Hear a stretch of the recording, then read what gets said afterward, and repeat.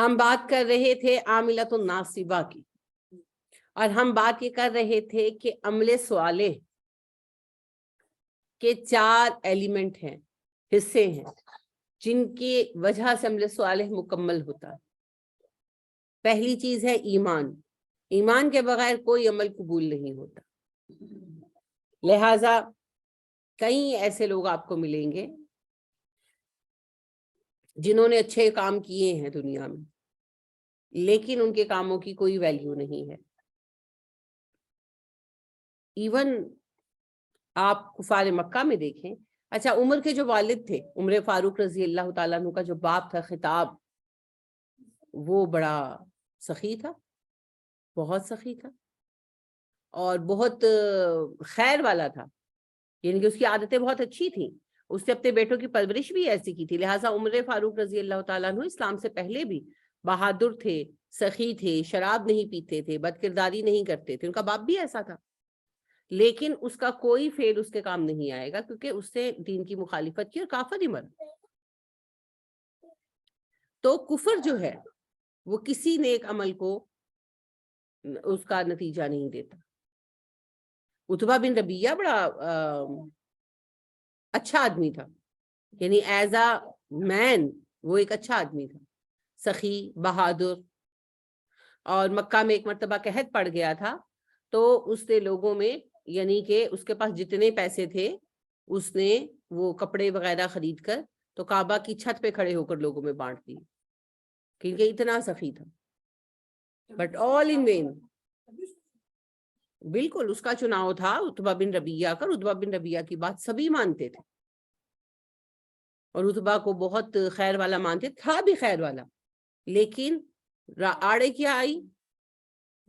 ضد، آبا پرستی، جو ابو طالب کے بھی آئی۔ ابو طالب سے بڑھ کر کس نے نیکی کے کام کیے ہوں گے؟ بظاہر سب سے پہلے تو کعبہ کے متولی تھے، لہٰذا حاجیوں کی خدمت اور سب کچھ کرنا، پھر نبی اکرم صلی اللہ علیہ وسلم کا ساتھ بھی دیا، بظاہر نبی کا ساتھ نہیں دیا نا، بھتیجے کا ساتھ دیا۔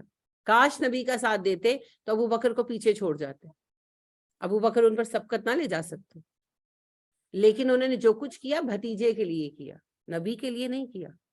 لہٰذا ابو بکر سے زیادہ ساتھ دینے کے باوجود کوئی فائدہ نہیں، آل ان وین۔ تو ایمان کے بغیر کوئی عمل قبول نہیں ہوگا جی، ایمان کے ساتھ چھوٹا سا عمل قبول ہو جائے گا۔ تو مومن ہونا اور نہ ہونا، اللہ سبحانہ و تعالیٰ ارشاد فرماتے ہیں جو کافر ہیں ان کے اعمال کو ہم ایسے اڑائیں گے جیسے تیز آندھی میں راکھ اڑ جاتی ہے، کرمادن اشتدت۔ دوسری چیز ہے جی خلوص نیت، دکھاوے کا عمل قبول نہیں ہوتا۔ کل ہم نے عبداللہ بن ابی پر تفصیلی بات کی، تو دکھاوے کا عمل قبول نہیں ہوگا۔ خلوص نیت، اللہ کو صرف اخلاص چاہیے، اخلاص کے ساتھ دیا ہوا آدھا کھجور کا ٹکڑا بھی جہنم سے بچا سکتا ہے، اور دکھاوے کے ساتھ بانٹے ہوئے لاکھوں روپے بھی اللہ کو کوئی ضرورت نہیں۔ لہٰذا ایک حدیث میں آتا ہے کہ قیامت کے دن جنہوں نے دکھاوے کے ساتھ کام کیا، اللہ سبحانہ و تعالیٰ کہیں گے کہ جا جن کے لیے عمل کیا ان سے بدلہ لے۔ اور ایک اور حدیث میں آتا ہے کہ جس نے دکھا کر دیا اسے دکھا کر سزا دی جائے گی، اور جس نے سنا کر دیا اسے سنا کر سزا دی جائے گی۔ اب اس کی کیفیت اللہ ہی بہتر جانتے ہیں، لیکن مقصد یہ ہے کہ اللہ قبول نہیں کریں گے۔ لہٰذا اخلاص، خلوص نیت۔ تیسری چیز ہم بات کر رہے تھے رزق حلال۔ رزق حلال، رزق حلال پر جو جسم نہیں پلتا وہ بھی جہنمی ہے، نبی کریم صلی اللہ علیہ وسلم نے فرمایا۔ اور میں آپ سے یہ کل کہہ رہی تھی کہ عبداللہ بن ابی کے نفاق کی بڑی وجہ بھی یہ تھی، یہیں پر ہماری بات کل رکی تھی۔ عبداللہ بن ابی نے چکلے کھول رکھے تھے، اور جب نبی کریم صلی اللہ علیہ وسلم مدینہ میں آئے، اور آپ کیا ابھی باقاعدہ پابندی بعد میں ہوئی، 6 ہجری میں باقاعدہ پابندی ہوئی نا جب سورہ نور اتری ہے، تو پھر تو اللہ نے حکم اتار دیا۔ اس سے پہلے نبی اکرم صلی اللہ علیہ وسلم پاک دامنی کی اہمیت سمجھاتے تھے اور اس کی برائی بتاتے تھے، اور یہ آپ نے کہہ دیا تھا کہ ناچ گانے کی کمائی حرام ہے، لیکن ابھی باقاعدہ طور پر چکلے بین نہیں ہوئے تھے۔ تو پھر اس نے کیا کیا کہ یہ مدینے سے باہر لے گیا، کیونکہ اس وقت تک مدینہ تو آپ کے حکم میں تھا نا، باہر کے ایریے تو بھی پورے آپ کے نہیں تھے. تو جیسے امریکہ نے چال چلی ہوئی نا کہ گونٹینمو جو ہے نا، گونٹینمو بے کا قید خانہ، وہ امریکہ میں تو نہیں ہے. انہوں نے گونٹینمو بے جو ہے ایک جو ہے نا ساحلی پٹی ہے جو انہوں نے کرائے پہ لی ہوئی ہے، لیز پر 100 ایئر کے لیے، وہاں پر قید خانہ بنایا ہے. کیونکہ جو ٹارچر وہ کر رہے ہیں وہ امریکہ کے لاء میں الاؤڈ نہیں ہے. تو انہوں نے گونٹینمو بے کرائے پر لے کر وہاں قید خانہ سیل بنا کر وہاں 2 جیلیں انہوں نے لی تھی. ایک افغانستان میں ابو غریب کا علاقہ انہوں نے لیز پر لیا ہوا ہے، اور دوسرا گونٹینمو بے کا. اور وہاں پر انہوں نے بڑی بڑی جیلیں بنائی ہوئی ہیں، سیلز بنائے ہوئے ہیں، جہاں پر وہ ان مجرموں کو رکھتے ہیں جنہیں انہوں نے کسی بھی قانون کے بغیر ہی جو ہے ٹارچر کرنا. تو یہ جتنے بھی بیچارے لوگ اٹھائے گئے تو یہ سارے ان جیلوں میں پھینکے گئے، اور ان پر جو ٹارچر ہوا، جو ظلم ہوا، تو وہ امریکہ کی سرزمین پر نہیں ہوا، اور ان پر کوئی لاء نہیں لگتا، کیونکہ وہ لیز پر لی ہوئی جگہ ہے. نہ ان ملکوں کا لاء لگتا ہے اور نہ امریکہ کا لاء اس پر امپلیمنٹ ہوتا. سمجھ گئے؟ ڈرامے بازی ہیں. تو نبی کریم صلی اللہ علیہ وسلم کی ٹریریٹری میں نہیں آتے تھے ابھی باہر کے ایلیاس، تو اس نے ایسی ہی ایک جگہ پر جا کر اپنا چکلا شفٹ کر لیا، مدینہ سے آؤٹ آف مدینہ. تو پیسے اس کے جو تھے، کمائی جو تھی، وہ تو جسم فروشی کی تھی. تو یہ بہت بڑی وجہ ہے، نفاق کی بڑی وجہوں میں سے حرام کھانا. تو حرام ضروری نہیں ہوتا کہ صرف یعنی جسے جو ڈائریکٹ حرام ہے، حرام کی انڈائریکٹ شکلیں ہوتی ہیں. فار ایگزامپل رشوت کا پیسہ تو سیدھا ہی حرام ہے نا، وہ تو ڈائریکٹ حرام ہے. انڈائریکٹ حلال حرام کیسے ہوتا ہے؟ گورنمنٹ کی جاب ہے، حلال ہے، لیکن جاب پر ہی نہیں جاتے، جاتے ہیں حاضری لگا کے نکل آتے ہیں، گھنٹے بعد نکل جاتے ہیں. یہ بھی حرام ہے. میں پڑھاتی ہوں، ٹھیک ہے نا، میرے پیسے 100% حلال ہے. اگر میں صحیح نہ پڑھاؤں، غلطیاں نہ نکالوں، پڑھ دینے پڑھن مغرو لین، آن لائن تو پڑھا رہی ہوں، کون سا کوئی مجھے دیکھ رہا ہے، تو وہ پھر حلال بھی حرام ہو جائے گی. جو ٹیچریں جا کر سویٹر بنتی رہتی ہیں، اب تو خیر یہ ٹرینڈ کم ہو گئے ہیں، لیکن جو گورنمنٹ ٹیچرز اب تو وہی بات ہے، بہتر ہو گیا، مگر دیہاتوں میں ابھی بھی ہے. جیسے کوہ سلیمان میں جب ہم گئے تو وہاں 3 اسکول ہیں گورنمنٹ کے، مگر ٹیچرز ہی نہیں آتے ہیں، خالی اٹینڈنس لگاتے ہیں. اور انہوں نے سیٹنگ کی ہوئی ہے، وہ ریگولر آ کے اٹینڈنس بھی نہیں لگاتے، بس اپنی وہ لے رہے ہیں تنخواہیں. خود وہ شہروں میں ادھر ادھر پرائیویٹ پڑھا رہے ہیں، نہ وہ پہاڑوں میں آتے ہیں نہ وہ پڑھاتے ہیں. گھوسٹ اسکول، وہ تو پورا اسکول ہی نہیں ہوتا نا، وہ بھی حرامی ہے. لیکن وہ میں تو ایک پرسنل لیول کی بات کر رہی ہوں. ہمارے ایک نیبر ہیں ابھی بھی ہیں، تو وہ یہ جو ہے ریلوے میں بڑے عہدے پر ہیں. تو میں نے جب دیکھنا وہ گھر، میں نے اپنی میری سے پوچھا کہ کیا کرتے ہیں، کہنے لگے سرکاری ملازم ہے. میں نے کہا یہ تو روز گھر پہ ہی ہوتے ہیں. تو وہ ایک دن آئے ہوئے تھے، تو میں نے ان سے پوچھ لیا، میں نے کہا کہ آپ کیا کرتے ہیں؟ تو کہنے لگے میں فلانی پوسٹ پر ہوں ریلوے میں. تو میں نے کہا کہ آپ بڑی جلدی ہے، یعنی کہ آپ گھر پر ہی ہوتے ہیں. تو کہنے لگے میں جاتا ہوں صبح باجی، تو 12 بجے تک میں واپس آ جاتا ہوں. اور باجی دا محکمہ ہے، یعنی میں نے ان سے کہا، میں نے کہا آپ کو نہیں لگتا کہ یہ حرام ہے؟ تو نہیں، ہم تو دین کا کام کر رہے. یعنی کہ وہ اپنا ان کا پیری مریدی کا سیکٹر ہے سارا، تو وہ آ کر اپنے پیر صاحب کی خدمت میں حاضر، پھر وہ خود ترقی کر کے پیر بن گئے. اور بھائی بیسک ہی حرام ہے آپ کا، بیسک ہی حرام ہے آپ کا. آپ نے جتنے ٹائم کے لیے جاب کی ہے 9 to 5، آپ نے وہ ٹائم دینا ہے، وہاں پر دینا ہے، کوالٹی ٹائم دینا ہے، تب جا کر پیسے حلال ہوں. ہم نے تو ہر چیز کو مذاق بنایا، تو یہ بھی حرام ہے.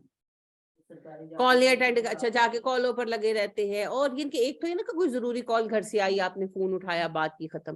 ویسے ہی کالوں پہ لگے رہتے ہیں. اچھا لوگ اتنا کرتے ہیں کہ جو انہوں نے لمبی کالیں کرنی ہوتی ہیں تو وہ جا کر آفیسز میں کرتے ہیں کہ بھئی ہمیں فری پڑے گا. ہاں جی، آفیسز میں تو خیر ابھی بھی لینڈ لائنز ہیں نا، تو وہ کرتے ہیں. بہرحال بات یہ ہے کہ اپنی ڈیوٹی پراپر طریقے سے کرنا فرض ہے. تو ڈیوٹی ٹائم پورے نہ کرنا، اپنی ڈیوٹی صحیح طرح سے نہ کرنا، یہ چیزیں بھی حرام کر دیتی ہیں پیسوں. تو حلال کو نیت کے ساتھ کمانا پڑتا ہے، پوری نیت اور دیانتداری کے ساتھ، تب جا کر وہ رزق حلال ہوتا ہے. تو بہت ساری یہ بھی شکلیں ہیں جی حرام کی، اور حرام کے علاوہ مشکوک بھی ہیں، تو مشکوک شکلوں سے بھی پیچھے ہٹ جانا چاہیے. جیسے یہ جو ای کرنسی ہے ساری، اس کے ڈفرنٹ نیم ہے، ڈفرنٹ ٹائپس ہے نا. تو ای کرنسی جو ہے basically it's not a currency, it's just a number. ایک نمبر ہے، اس کو ڈالتے ہیں اور اس کی قیمت مقرر کر دیتے ہیں. فرض کریں 1 روپیہ. دوسرا کہتا ہے کہ نہیں میں 2 میں لوں گا. تیسرا کہتا ہے کہ نہیں میں 3 میں لوں گا. وہ کچھ دنوں میں بڑھتے بڑھتے بڑھتے کہاں پہنچ جاتی ہے. ٹھیک ہو گیا. لیکن اصل میں وہ کس چیز کی قیمت ہے؟ کسی بھی چیز کی قیمت نہیں ہے. وہ تو ایک چکر چلا ہوا ہے پیسے کا. ٹھیک ہے نا. اگر وہ کولیپس کرتی ہے، اور کرتی بھی ہیں، کولیپس کرتی ہے، یا کوئی بندہ جو ہے اپنے پیسے نکال لیتا ہے، کوئی ایک بندہ اس نے زیادہ وہ کرنسی خریدی اور اس میں بڑا حصہ بن گیا، اس سے اپنے پیسے نکال لیے. اب باقی سب کا کیا ہوگا؟ کس چیز سے آپ ان کو پیسے دیں گے؟ آپ ان کے وہ پیسے کہاں سے پورے کریں گے؟ اصل ایسٹ کیا ہے؟ کس چیز کے اگینسٹ لیا؟ کسی چیز کے نہیں. تو بیسیکلی یہ کیا ہے؟ یہ جوا ہی ہے. جوا جو کسی کا نہ ہوا، یہ جوا ہی ہے. انفیکٹ چلتا رہا تو چلتا رہا، گرا تو اس نے سیدھا نیچے گرنا ہے. ریزن کسی سالڈ بنیاد پر تو کھڑا ہی نہیں ہے. It's just a figure. Stock market بھی اسی میں ہے. تو یہ شیئرز ایکچولی تو کہیں بھی نہیں جا رہے ہوتے. اسٹاک مارکیٹ کے اندر ایکچوئل شیئر کوئی لے نہ رہا ہوتا ہے، نہ کوئی دے رہا ہوتا ہے. یہ سارا جو ہوتا ہے نا فگرز. اور دوسری بات یہ ہے کہ وہ جو ہے نا اس کی قیمت کا بڑھنا اور کم ہونا، وہ کسی ایک ریشو کے حساب سے نہیں ہوتا، وہ بائی لک کی ہوتا ہے. تو کبھی بڑھ گیا، یعنی کہ آپ کا نصیب ہے، بڑھ گیا تو آپ امیر ہو گئے، اور اگر کم ہو گیا تو آپ فقیر ہو گئے. تو اوور نائٹ لوگ امیر اور فقیر ہوتے ہیں. تو یہ بھی ایک قسم کا جوا ہے. اس میں اصل شیئرز ہوتے ضرور ہیں، مگر وہ کہ ٹرانسفر نہیں ہوتے. ٹھیک ہے نا. یہ جوئے کی طرح کی ہی ایک انہوں نے گیمبلنگ ہی بنائی ہوئی ہے. اصل جن کے ہاتھ میں فائدہ زیادہ تر ان کو جاتا ہے، لوگوں کو تھوڑا بہت فائدہ ہی ملتا ہے. لیکن پھر جو فقیر ہونے پر آتے ہیں پھر ایک دم سے ہی ہوتے ہیں. اسلام اس طرح کے نا ایکسیڈنٹل قسم کے کاروباروں کو الاؤ نہیں کرتا. پراپر چینل کام کرو اور پراپر طریقے سے کماؤ، تاکہ نہ آپ ایک دم سے حادثاتی طور پر امیر ہو، نہ ہی حادثاتی طور پر فقیر ہو، نارمل رہے. تو خیر اسٹاک ایکسچینج پر تو آپ کو بڑے بڑے وہ مل جائیں گے. ابھی یہ ای کرنسی پر بھی بہت بحث ہے، لیکن حرام فرض کر لیں نہیں بھی ہے، مشکوک تو ہے نا. تو نبی اکرم صلی اللہ علیہ وسلم نے فرمایا جس نے مشکوک چیز چھوڑ دی اس نے اپنا دین بچا لی. تو حلال ذرائع ہیں نا، راتوں رات امیر کیوں ہونا ہے؟ حلال ذرائع پہ کام کریں. کاروبار ہیں بہت سارے اچھے اچھے. اس میں ابھی کسی نے مجھے بتایا، اور بہت اچھا ہے وہ، کہ یعنی کہ یہ فوڈ ڈسٹریبیوشن کا کام ہے، کسی کی فوڈ ڈسٹریبیوشن کمپنی ہے، اور اس میں کوئی انویسٹ کرتا ہے. تو 2 طریقے ہیں. ایک تو آپ پارٹنرشپ کر رہے ہیں، اس میں تو پھر جو ہوگا سو ہوگا، یہ نفع نقصان. دوسرا یہ ہے کہ آپ کہتے ہیں، اور اس میں پھر فزیکل کام بھی کرنا پڑے گا ڈسٹریبیوشن. اور دوسرا یہ ہے کہ اگر کوئی نہیں کر سکتا اور وہ کہتے ہیں نہیں میں صرف تھوڑا سا چاہتا ہوں کہ میرا کام چل پڑے، تو اس کو پھر وہ 10% اس کی رقم کا جو ہے وہ نفع دیں گے. ہر مہینے کام نہیں کرنا پڑے گا، 10% اس کو پروفٹ ملے گا. لیکن کتنا بھی فائدہ ہو پھر اس کو 10 سے ملے گا، اور نقصان ہو تو بھی 10 سے ملے گا.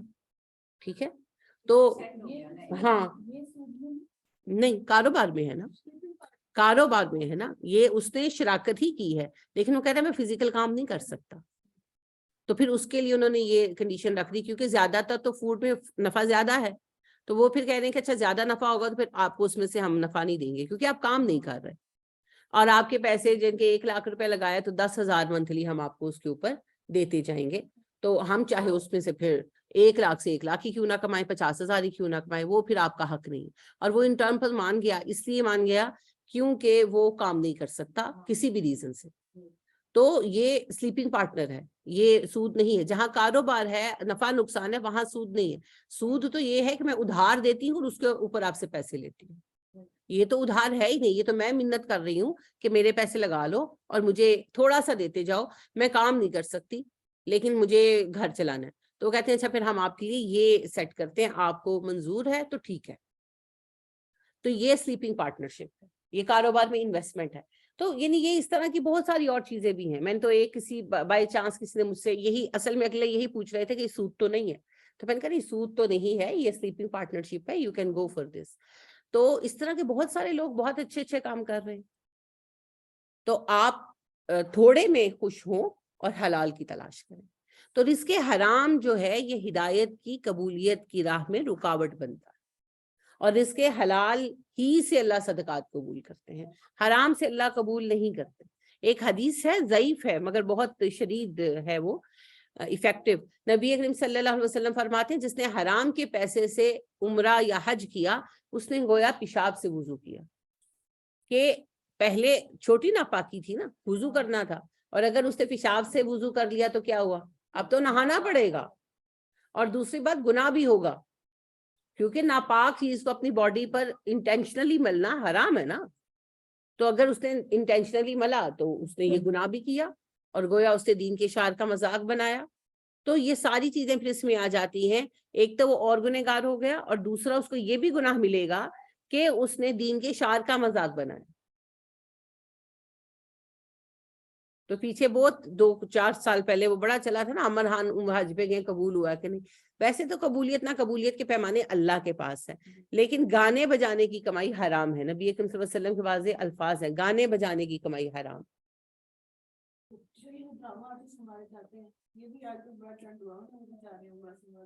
ہاں جی, وہ جو آپ کی ایک سوغات گئی ہے اور وہاں وہ مردانہ حرام پہن کے تصویریں کھنچوا کے بھیجی ہے, وہ نیا فسانہ ڈالا ہوا.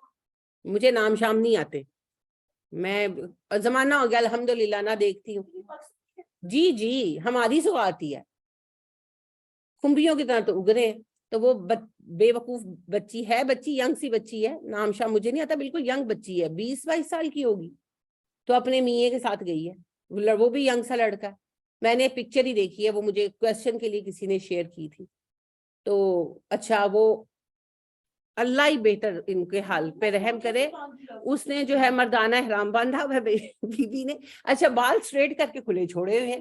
مجھے تو سمجھ نہیں آئی کیڑا عمرہ کیڑا حج کریں گے.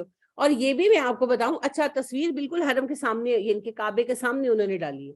اب کعبے کے اندر وہ اس حالت میں جا نہیں سکتی, انہوں نے جانے ہی نہیں دینا, وہ انہوں نے فوٹو شاپ کیا ڈیفینیٹلی, کیونکہ تصویر ایسے جیسے بالکل حرم کے سامنے کھڑے ہو کر ان دونوں نے اتروائی. لیکن مسئلہ یہ ہے کہ حرم کے اندر تو وہ انٹر ہونے ہی نہیں دیتے عورت کو ایسی حالت میں, یہ سوال ہی نہیں پیدا ہوتا. تو وہ انہوں نے ڈیفینیٹلی فوٹو شاپ کی. کیا سستی شہرت, شرم نہیں آتی کہ دین کے نام پر گاندے ڈال رہے ہو. تم لوگوں کے پاس اور 1000 طریقے ہیں اپنی گندی شہرت کے لیے. یعنی کہ کوئی بھی حج عمرہ کرنے جائے تو یہ کیسے ہو سکتا ہے کہ اس کو یہ پتہ نہ ہو کہ عورت کا احرام مردانہ نہیں ہے. اور دوسری بات, اس نے مردانہ وہ طریقے سے وہ احرام باندھا ہوا, یعنی وہی ایک کندھا کھلا سارا, اور اوپر سے بال اسٹریٹ کر کے چھوڑے ہوئے ہیں, نہ سر پہ کچھ. تو کون سا احرام بھائی, یہ تو ایک ریڈی والے کو بھی پتا ہے عورت کے احرام کا.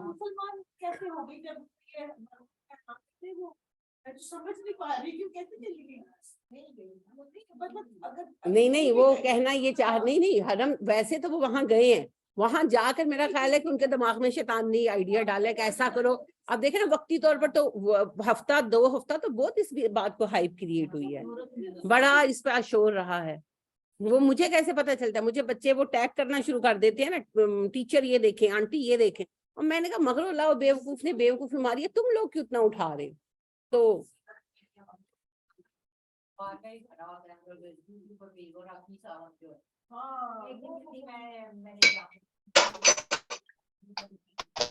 لیکن پتہ ہے کیا ہے مسئلہ, راکھی ساونت جو ہے نا, وہ شروع سے ہی ان عورتوں میں سے ہے, ہاں, جس کا جو کامیاب نہیں ہوئی, اور وہ نا کنٹراورسیز کے ذریعے خبروں میں رہی ہے. تو جس دن اس نے اسلام قبول کرنے کا اعلان کیا تھا نا, مجھے اور ہر اس بندے کو جس میں تھوڑی سی عقل ہے, اس کو ہی پتا تھا کہ یہ ایک اور کنٹراورسی ہے, صرف تماشا چل رہا ہے. مسئلہ یہ ہے کہ مسلمان اتنا بودر کیوں کرتے ہیں. اگر وہ مسلمان ہوئی ہے تو اپنے لیے ہوئی ہے, اور اگر وہ مسلمان نہیں ہوئی تو پتہ لگ ہی جانا ہے. ہاں, نبی کریم صلی اللہ علیہ وسلم کے وہ زمانے میں اللہ نے قرآن میں بات اتار دی. آپ کو پتا ہے کہ دن میں مسلمان ہو, یہود کہتے ہیں رات میں اسلام چھوڑ دو, شاید اس طرح ان کو فرق پڑ جائے. ویلیو نہیں کرنا چاہیے ان لوگوں کی باتوں کو, سب سے ہی اچھا طریقہ ہے. تو میں آپ سے کہنا یہ چاہ رہی ہوں کہ یہ جو جاتے ہیں, ایک تو یہ جو ایکٹرز وغیرہ ہیں, دیکھیں پہلی بات تو یہ ہے ویسے قبولیت عدم قبولیت اللہ کا معاملہ ہے. لیکن جن کی کمائیاں ہی ناچ گانے کی ہیں تو ناچ گانے کی کمائی حرام ہے، نبی کریم صلی اللہ علیہ وسلم واضح کہہ چکے ہیں. اور حرام کمائی سے کوئی نیکی قبول نہیں ہوتی، یہ بھی آپ کہہ چکے ہیں. یہ اسلام کے ڈیسائیڈڈ اصول ہے. دوسری بات یہ کہ وہاں جا کر بھی یہ بچے جو ہیں، اللہ ان پہ رحم کرے، ہیں تو ہمارے ہی بچے، یہ پھر وہاں جا کے بھی سیلفیاں ڈال رہے ہوتے ہیں، دعا کر رہے ہیں تو اس پہ بھی وہ پوز بنا کے سیلفی ڈال رہے ہیں، ہر چیز. تو وہ عبادت کرنے گئے ہیں یا کہ ایک وہ بھی ان کا جو ہے وہ وے ہے اپنا پبلسٹی کا. اور اب دیکھیں یہ جو اس بچی نے کارنامہ کیا، نام نہیں مجھے آتے، تو اب اتنا تماشا اور کتنے ہی اس پہ کوسچن ریز ہوں گے، کتنی باتیں بنیں گی. اب کوئی اور جائے گی یوٹیوبر تو وہ کہے ہے یہ یوٹیوبر، یہ ٹی وی کے لوگ نہیں ہیں. اب وہ یوٹیوبر ہے کوئی بڑی فیمس، لڑکا جو ہے وہ کوئی ایکٹر ہے اور لڑکی یوٹیوبر ہے، ایسا ہے کچھ. اب بات یہ ہے کہ اب کوئی اور یوٹیوبر جائے گی، وہ کہے گی میں کچھ اور کروں کہ مجھے اس سے زیادہ لائکس ملے. اب یہ تماشے شروع ہو جانے ہیں. انا للہ و انا الیہ راجعون. تو دیکھیں جی، اللہ سبحانہ و تعالیٰ کے گھر صرف اللہ سے ملاقات کے لیے ہی جایا جاتا ہے. تو نیت کا خلوص بھی یہاں پر آ جاتا ہے. اور اس کے حلال تو یہ ابھی فیشن بنا ہوا ہے. بالکل آپ نے صحیح کہا ہے، یہ فیشن بنا ہوا ہے. آج یہ ایکٹر گیا ہے، آج وہ ایکٹر گیا ہے، وہ ڈال رہے ہیں ہم نے توبہ اچھا توبہ کر لی تو باز آ جاؤ. تو یہ بیکار باتیں ہیں جی. اور یاد رکھیں حرام کمائی سے کچھ قبول نہیں ہوتا، کچھ قبول نہیں ہوتا حرام کمائی سے. بڑا اچھا سوال تھا جنید جمشید صاحب کا، جب انہوں نے کام شروع کرنا تھا تقی عثمانی صاحب کے مشورے پر. انہوں نے ایک تو صدقے کا ڈیسیجن کیا. دوسرا مسئلہ وہ کہنے لگے کہ میں تقی صاحب سے دوبارہ جا کر ملا. میں نے کہا سر مسئلہ یہ ہے کہ میری تو جتنی کمائی ہے وہ گانے کی ہے، میں تو گاتا تھا. تو اب میں اگر اس سے حلال کام بھی شروع کرتا ہوں تو میری تو ساری کمائی حرام ہو جائے گی. اور میرے پاس اور کچھ ہے بھی نہیں. جو میرے پاس کچھ پلاٹس ہیں جن کو میں نے بیچنا ہے، یا میری بیوی کے کچھ زیور ہیں انہیں کو بیچ کر میں کام شروع کرتا ہوں، سب گانے کی کمائی کے ہیں. اب میں کیا کروں؟ دیکھیں یہ ہے توبہ، یہ ہے مومن کی سوچ. تو پھر تقی صاحب نے کہا کہ دیکھو تمہارے پاس اور کوئی ایسٹ نہیں، کوئی راستہ نہیں، تو تم ایسٹیمیٹ کر لو اپنی ساری چیز کا، سارے پیسوں کا، اور جب تمہارا کام چلے تو تم اتنے ہی پیسے اللہ کی راہ میں صدقہ کر دینا، اس نیت سے کہ اللہ جی یہ میرا کفارہ ہے، اب میں اور کیا کروں، کیونکہ تمہارے پاس کوئی وے آؤٹ نہیں. اور پھر اس بندے نے ایسا کیا، اللہ ان سے قبول کرے. تو مطلب یہ ہے کہ ایک مومن کا سب سے پہلا مسئلہ حلال اور حرام کا ہوتا ہے، سب سے پہلا مسئلہ. اگر وہ حرام سے نکلنا بھی چاہتا ہے تو وہ یہی سوچتا ہے حرام سے نکلوں کیسے، میں تو پھنسا ہی حرام میں ہوا ہوں. تو جہاں حرام حلال کی فکر ہی نہیں ہے وہاں پر یہ ڈھکوسلے ہیں صرف. تو ناچ گانے کی کمائی حرام ہے. پھر وہ ناچ گانا چاہے یوٹیوب پر ہو اور چاہے وہ یہ ابھی پرسوں ہی مجھے ایک بچی نے کویسچن پوچھا ہوا تھا کہ یہ جو گانے کی ویڈیوز یا ٹک ٹاکس ڈالتے ہیں تو لڑکیوں کا تو حرام ہے، لڑکوں کا جائز ہے کہ نہیں؟ میں نے کہا جی جو حرام ہے وہ حرام ہے. یہ نہیں کہ لڑکی ناچے گی تو وہ فاحشہ ہوگی اور لڑکا ناچے گا تو وہ سٹل مومن اور متقی رہے گا، وہ بھی فحش کام کرنے میں ہی زمرے میں آئے گا اور وہ بھی فاحش قرار پائے گا.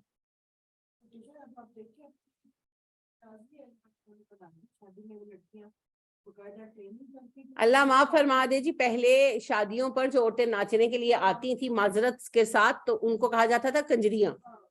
اب اپنی بیٹیاں نچوا رہے ہیں. کس لیول پر ہم آ گئے ہیں؟ ہم حیا کا ہر لیول چھوڑ دیا ہے ہم نے. باپ کھڑے ہیں، بھائی کھڑے ہیں اور باقاعدہ پراپر ویڈیو میکنگ ہو رہی ہے اور پھر اس کو نیٹ پر بھی ڈالا جا رہا ہے. کسی کو کوئی پرواہ نہیں ہے کہ یعنی کہ ہماری بچی کے ناچ پر کوئی کیا کومنٹ کرے گا، کوئی کیا بات کرے گا، کوئی نہیں جی، کوئی حیا ہی نہیں ہے.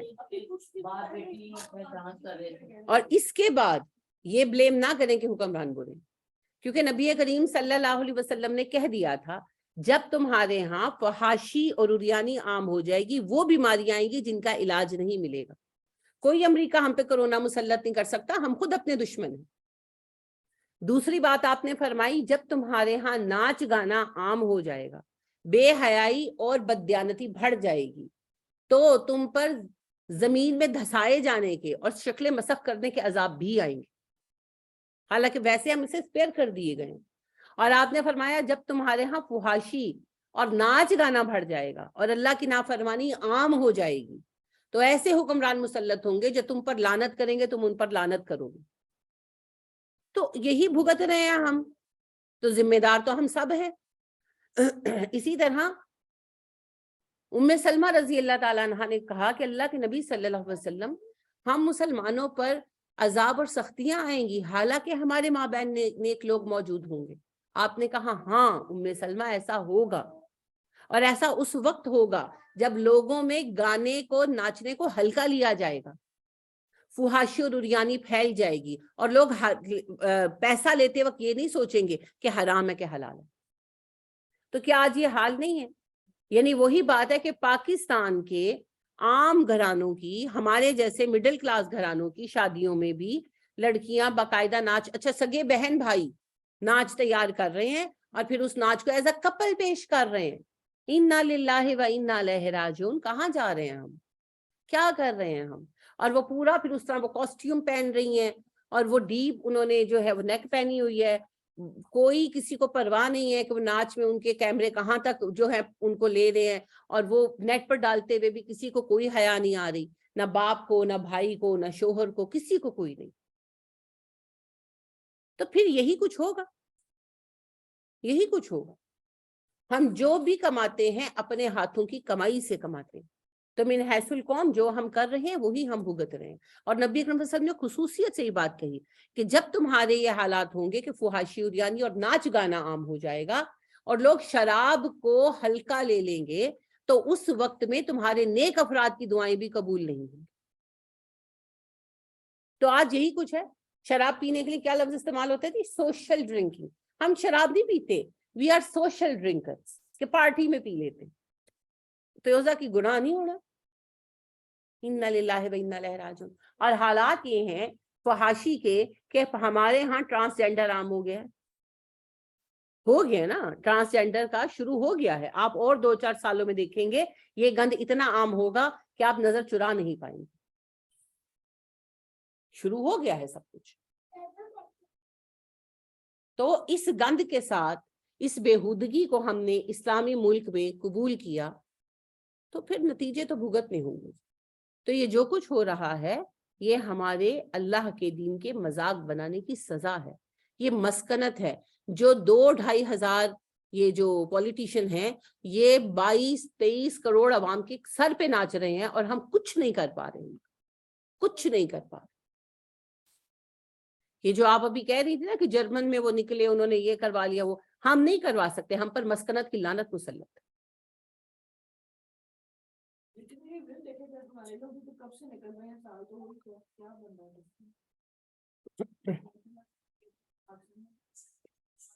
وہ تو ایویں کہانی ہے. کہاں ترکی، کہاں پاکستان. جب آنا ہوگا آ جائے گا. اللہ رحم فرمائے. میں یہ نہیں کہہ رہی، اللہ سے خیر مانگنی چاہیے، لیکن یہ افواہیں ہیں. ترکی اور پاکستان کے کوئی سلسلہ کوہ ملتے ہیں. دیکھیں بھارت میں آئے تو ہمیں یہ سوچنا چاہیے کہ وہاں پر آیا ہے تو اس کا مطلب ہے کہ کوہ ہندو کش کے جو ہیں سلسلے وہ جاگے ہیں، تو ہماری طرف آنے کا امکان. ان کے سلسلے ہمارے سلسلے پہاڑی ملتے ہی نہیں ہیں. پہاڑ ہی الگ الگ ہیں، تو وہاں کا زلزلہ یہاں نہیں آ سکتا. ہر چیز کا باقی اللہ کا جب حکم ہوگا، اللہ چاہے تو بھی ہلا دے اٹھا کر. وہ تو رب ہے، وہ تو وہ جانتا. لیکن یہ بہت ہی سٹوپڈ باتیں ہیں. ویسے بات صحیح کر رہے ہیں جی، استغفار کریں وغیرہ. بہت میسیج آ رہے ہیں، مجھے بھی آئے، بہت سارے آ رہے ہیں. تو وہ کئی آئے ہوئے تھے. ایک تو آیا ہوا تھا کہ فوراً استغفار کریں وغیرہ وغیرہ، وہ تو سارا ٹھیک ہو گیا. نیچے وہی اب ترکیہ کے بعد ہماری طرف بھی زلزلہ آنے والا ہے. آپ کو لیٹر آیا نہیں؟ کسی نے، کسی سائنٹسٹ نے کیا؟ غیب کا علم تو کسی کے پاس ہے نہیں. لے دے کے سائنس ہی ہے نا. تو کسی سائنسدان نے کیا، کسی گورنمنٹ نے اناؤنس کیا. یہ فیس بک کی خبریں صحیح نہیں ہوتی، ان پہ نہ جایا کریں. ویسے تو ہر وقت استغفار کریں. ہم لوگوں کو تو استغفار سے ساری نہیں اٹھانا چاہیے. جو ہم نے گھٹے گول دیے ہیں نا، ہمیں تو ہر وقت استغفار ہی کرنی چاہیے. لیکن بہرحال زلزلہ آنے کی پریڈکشن دنیا میں کوئی نہیں کر سکتا، کبھی نہیں کر سکتا. آج تک زلزلہ جو ہے نا وہ انپریڈکٹیبل ہے. اینا نو پتہ لگ گیا. چھوڑیں وہ، جیسے انڈونیشیا کا طیارہ سب کو مل گیا تھا نا پاکستان میں، اسی طرح ان کو زلزلے کی اطلاع مل گئی. دنیا پٹ رہی ہے کہ کسی طرح ہمیں کوئی رستہ مل جائے کہ ہم زلزلے کو پریڈکٹ کر لیں. ان کو پہلے پتہ لاتے ہیں کوئی پریڈکشن زلزلے کی نہیں ہو سکتی. اللہ کو پتا ہے جب جہاں آنا ہے. اور ہر زلزلہ جو ہے وہ اپنے علاقے کے جو پہاڑی سلسلے ہیں ان سے شروع ہوتا ہے. جیسے ہمارا کوہ ہمالیہ سے شروع کبھی نہیں ہوتا. ہمالیہ ٹھنڈے پہاڑ ہیں, ان کے سوئے ہوئے پہاڑ ہیں. کوہ ہندو کش سے شروع ہوتا ہے, اس میں ایکٹیو پہاڑ ہیں. وہ جب جاگتے ہیں, ان کی آتش فشاں جب پکتے ہیں, تو اس کے نتیجے میں زلزلے کی لہر شروع ہوتی ہے. لہٰذا ہمیشہ دیکھ لیں زلزلہ کوہ ہندو کش سے شروع ہوتا. تو ہر علاقے کا اپنا ایک پوائنٹ ہے جہاں سے زلزلے کی لہر چلتی ہے. تو وہ کوئی بھی نہیں جان سکتا. وہ جیسے پک رہا ہے, کسی بھی ٹائم اس کے اندر درجہ حرارت بڑھتا ہے اور اس کی وجہ سے زلزلے کی لہر شروع ہو جاتی ہے. نو ون نوز. کہانی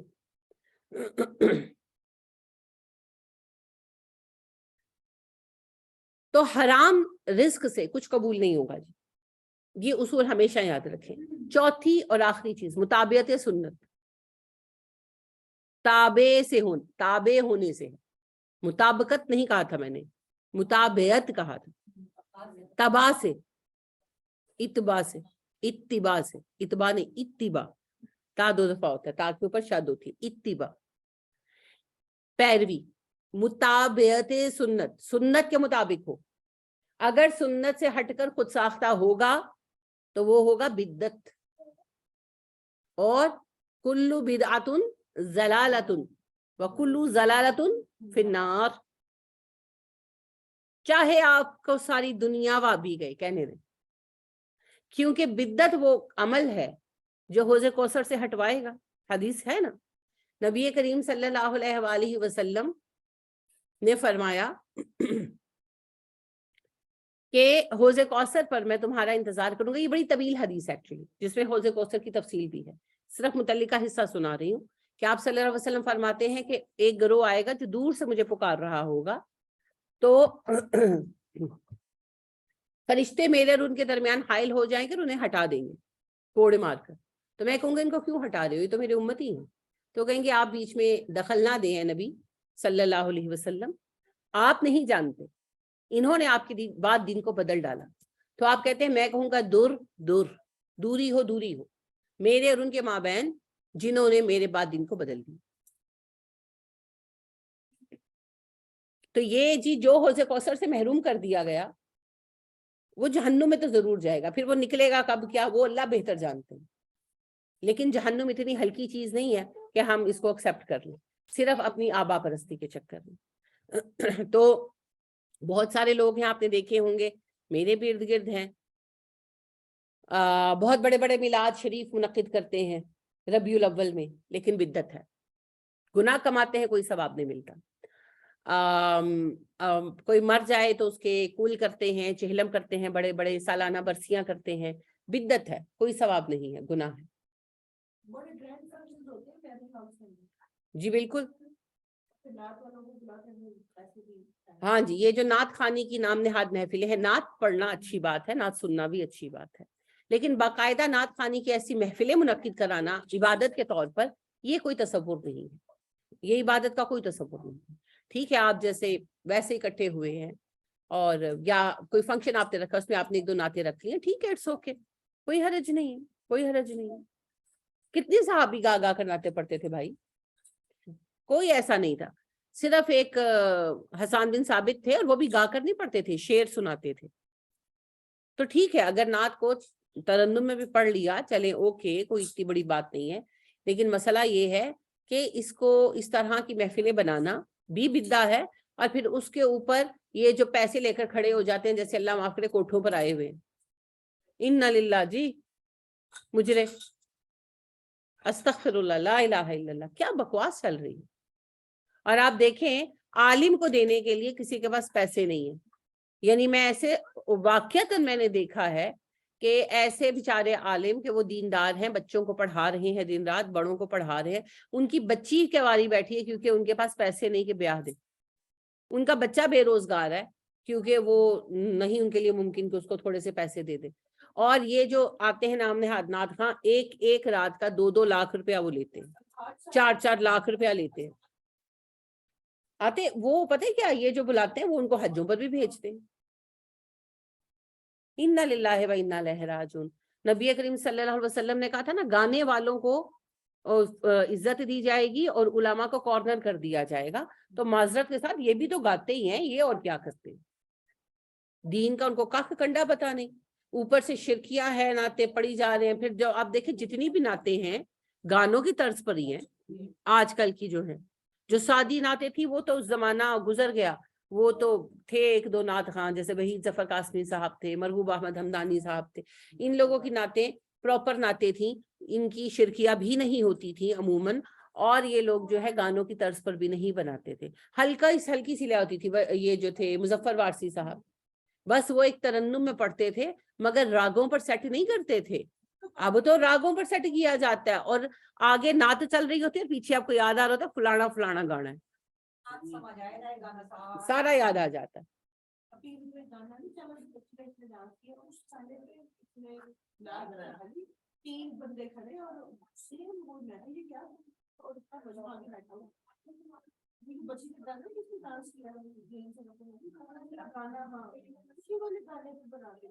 अल्हम्दुलिल्लाह मैं महरूम रही हूँ वो डांस देखने से, मुझे नहीं पता, लेकिन ये बड़ा नॉर्मल है जी, बड़ा नॉर्मल है, बड़ा नॉर्मल है। अभी कुछ ये साथ हमारे जो नेबर हैं, इनकी तरफ नात पड़ी जा रही थी, नात की लफ्ज समझ नहीं आ रहे थे, लेकिन जो ट्यून थी ना, तो मैं बाहर काम से गई हूँ, कपड़े उतारने गई हूँ, तो मैं अंदर आई, तो मैं अपने मियाँ को मैंने कहा ये वो जो गाना हुआ करता था ना पाकिस्तानी, वो बड़ा मशहूर गाना रहा है, किसी वो सुना हुआ है कि तू मेरे मन का मोती है टाइप, वो क्या शुरू होता है, बड़ा मशहूर गाना है। अब अल्हम्दुलिल्लाह मुझे याद वैसे तो नहीं है, बड़ा मशहूर गाना है।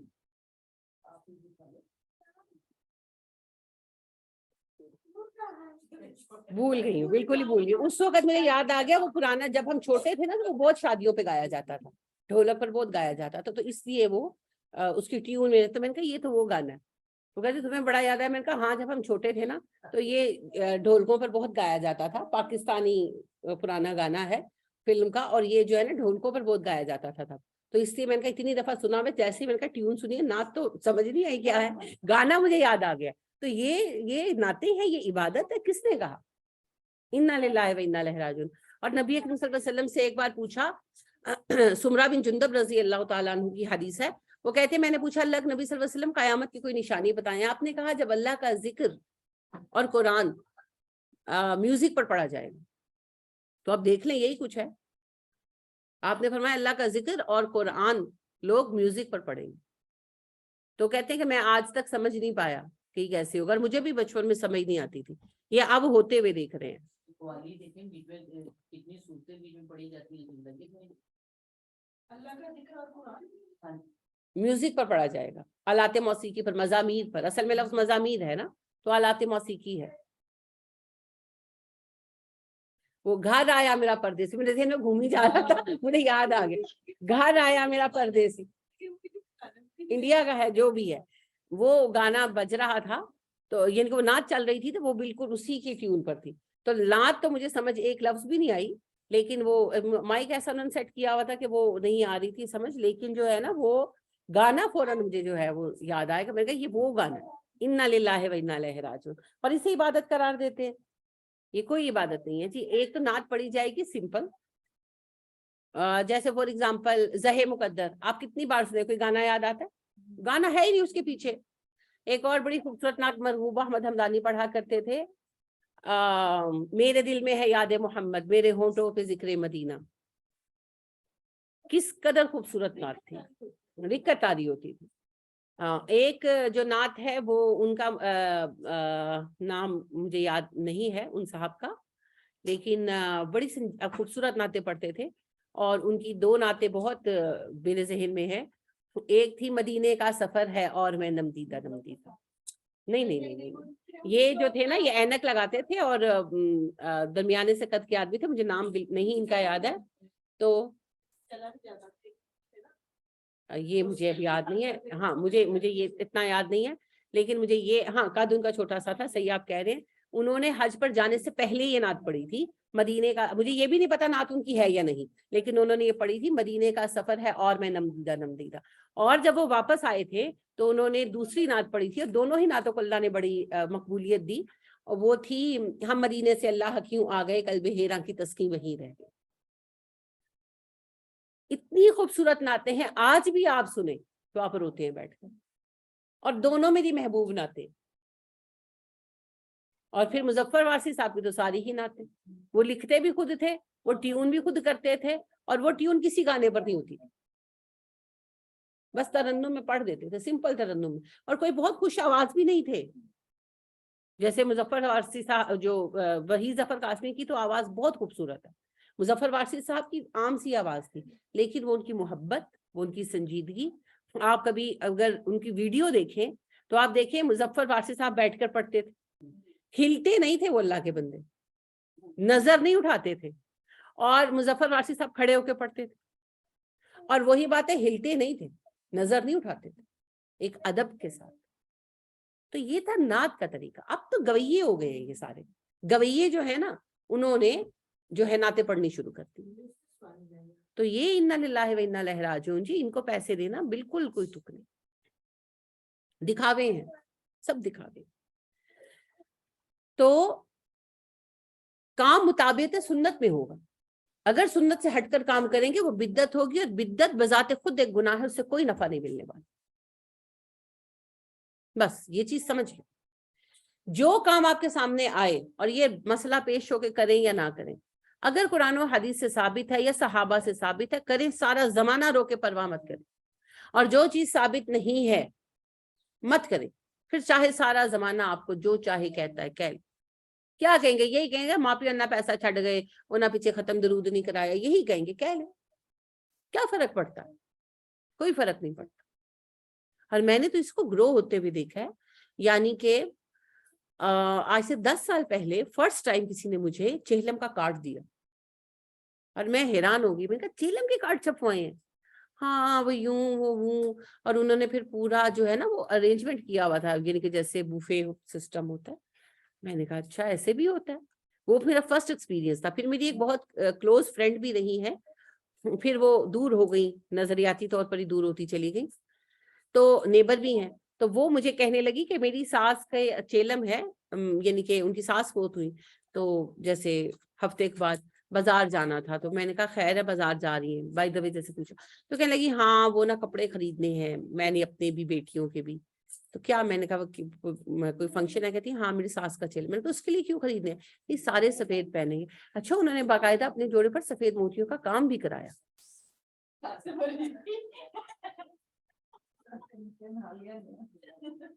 میں اس قدر حیران ہوئی, جینوئنلی حیران ہوئی. اچھا وہ میں دیکھتی نہیں, بعد میں مجھے 1-2 دفعہ اتفاقاً جیسے کسی کے گھر گئے, ٹی وی چل رہا ہے, تو میں نے یہ سین دیکھے کہ فلموں میں نا کوئی مرتے تو سارے چٹے کپڑے پہن کے آ جاتے. اوئے ہوئے, میں نے کہا یہ ٹرینڈ انہوں نے یہاں سے کاپی فرمایا ہے. انا للہ و انا الیہ راجعون. ہم نے ہر چیز کو تماشا بنا رکھا, ہر چیز. تو بات یہ ہے کہ یہ بدعت ہے نا, یہ بڑھتی جائے گی. علامہ ابن تیمیہ کہتے ہیں بدعت بانجھنی ہوتی ہے, انڈے بچے دیتی ہے. یہ اس کے انڈے بچے ہیں, یہ بڑھتے جائیں گے.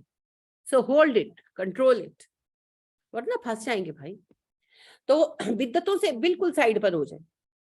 مشکل ہے, مشکل ہے, بہت مشکل ہے, لیکن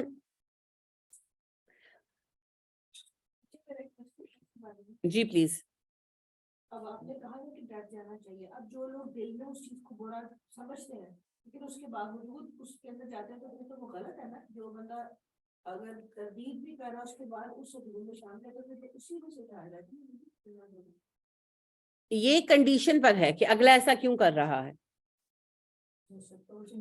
اگر دیکھیں بات یہ ہے کہ جو بندہ دل میں برا سمجھتا ہے سنجیدگی سے, مگر وہ واقعی کسی وجہ سے مجبور ہے, فرض کریں کہ لیٹ سپوز کہ میری بچی ہے اور اس کے سسرال میں کوئی ایسا کام ہو رہا ہے, اور اس کو پتا ہے کہ میں اگر نہیں شریک ہوں گی تو بہت فساد پڑے گا, تو وہ نہیں ہونا چاہتی پر مجبور ہو کر چپ ہو کر لگی ہوئی ہے ساتھ. تو یہ ایمان کے درجے ہیں نا. سب سے اعلیٰ درجہ یہ ہے کہ ہاتھ سے روکو. اگر یہ ممکن نہیں تو دل میں برا زبان سے منع کرو, اور زبان سے بھی نہ کر سکو تو پھر جو ہے دل میں برا سمجھو، یہ ایمان کا کمزور ترین درجہ ہے مگر ہے. تو اگر تو اگلا برا سمجھتا ہے سچ مچ اور مجبور ہے تو انشاءاللہ کوئی گناہ نہیں. اور اگر وہ یہ تو جانتا ہے، دیکھیں کیفیت کا فرق ہے، ایک ہے دل میں برا سمجھنا مگر مجبور ہونا. فور ایگزامپل میں اپنی بات کرتی ہوں، میری بیٹی کے دیور کی شادی ہوئی تو اس کی ساس نے ماشاءاللہ انہوں نے ساری رسمیں کی. اب میں نے باقی چیزوں پر تو میں نہیں گئی، مہندیاں شہندیاں میں نے معذرت کر لی، لیکن پھر سیرا بندی پہ جانا پڑا کیونکہ آپ کو تو پیسے شیسے دینے ہوتے ہیں وہ برات سے پہلے، وہ مجھے جانا پڑا. اب بیٹی کا سسرال تھا، انہوں نے کہنا تھا اچھا دین دے مارے نہیں آئے، تو وہ مجبوری تھی، وہ مجھے جانا پڑا. تو یہ بات ہے کہ بعض چیزوں کے اوپر آپ کو مجبور ہو جانا پڑتا ہے. بالکل اسی طرح میری بیٹی ہی کی جو خالہ ساس ہیں وہ فوت ہوئی تو انہوں نے چیلم رکھا اور انہوں نے مجھے پھر کہا کہ آپ نے درس دینا. ان کی ساس نے کہا اب وہ ایسی جگہ ہے کہ میں ان کو نہ نہیں کر سکتی تھی، تو پھر میں نے یہ رستہ نکالا کہ میں نے میت کے احکامات بیان کیے.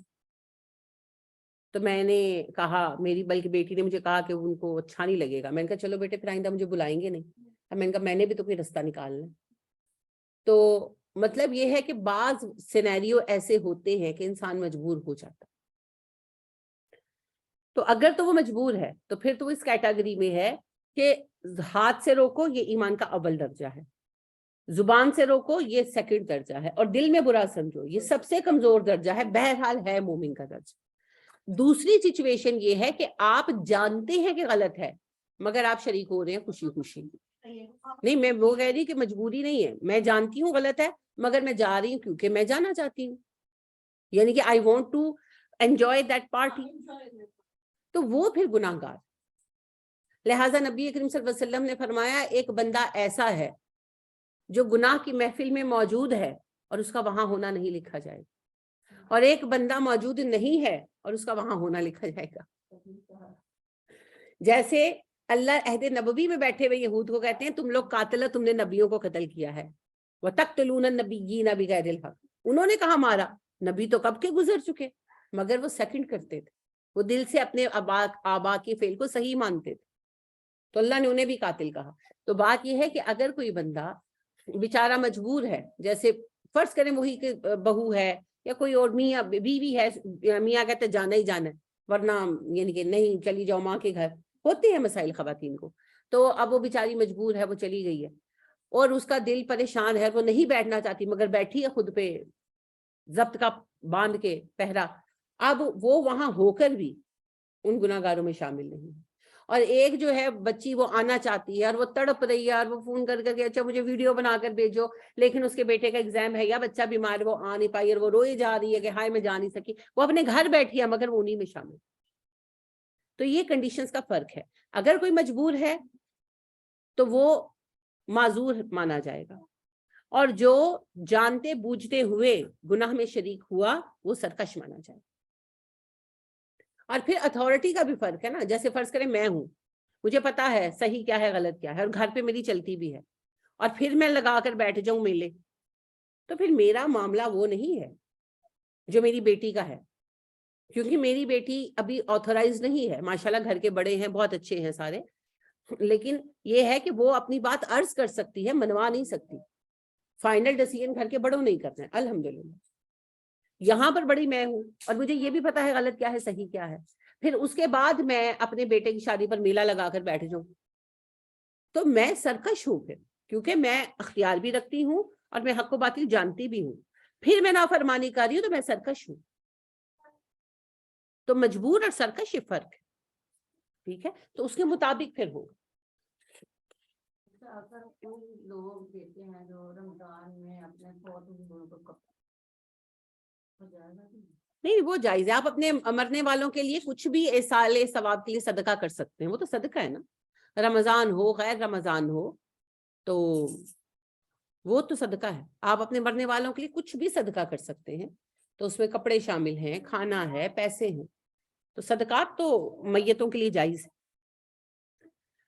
تو جب تک یہ چار چیزیں نہیں ہوں گی، ایمان، اخلاص یا نیت جو بھی کہہ لیں، اخلاص نیت کر لیں کلیئر ہو جائے گا، اور رزق حلال اور مطابعت سنت، سنت کی پیروی، تب تک کوئی عمل صالح مکمل نہیں ہوگا. ایک بھی ایلیمنٹ کم ہے تو وہ عمل صالح نہیں ہے. ایمان کے بغیر جو بھی کام ہوگا وہ کفر و شرک کی بنا پر رد کر دیا جائے گا. ٹھیک ہے. مومن کا فعل مقبول ہے اور کافر و مشرک کا فعل مردود ہے، چاہے وہ کتنا ہی اچھا کیوں نہ ہو. دوسری چیز ہے جی اخلاص. تو ریاکاری کے ساتھ کیا ہوا عمل مردود ہے اور اخلاص کے ساتھ کیا ہوا عمل مقبول ہے، اگرچہ تھوڑا سا ہو. اس کے بعد ہے رزق حلال. حرام رزق سے دی ہوئی ہر پائی اللہ کے ہاں حرام ہے، اللہ اسے قبول نہیں کرتے، اور حلال رزق سے دیا ہوا تھوڑا سا بھی اللہ کے ہاں مقبول ہے. چوتھی چیز ہے جی مطابقت سنت. اگر نیکی سنت کے مطابق ہے تو وہ نیکی ہے، اور اگر سنت کے خلاف ہے تو وہ بدعت ہے. ہر بدعت گمراہی ہے، ہر گمراہی جہنم میں لے جائے.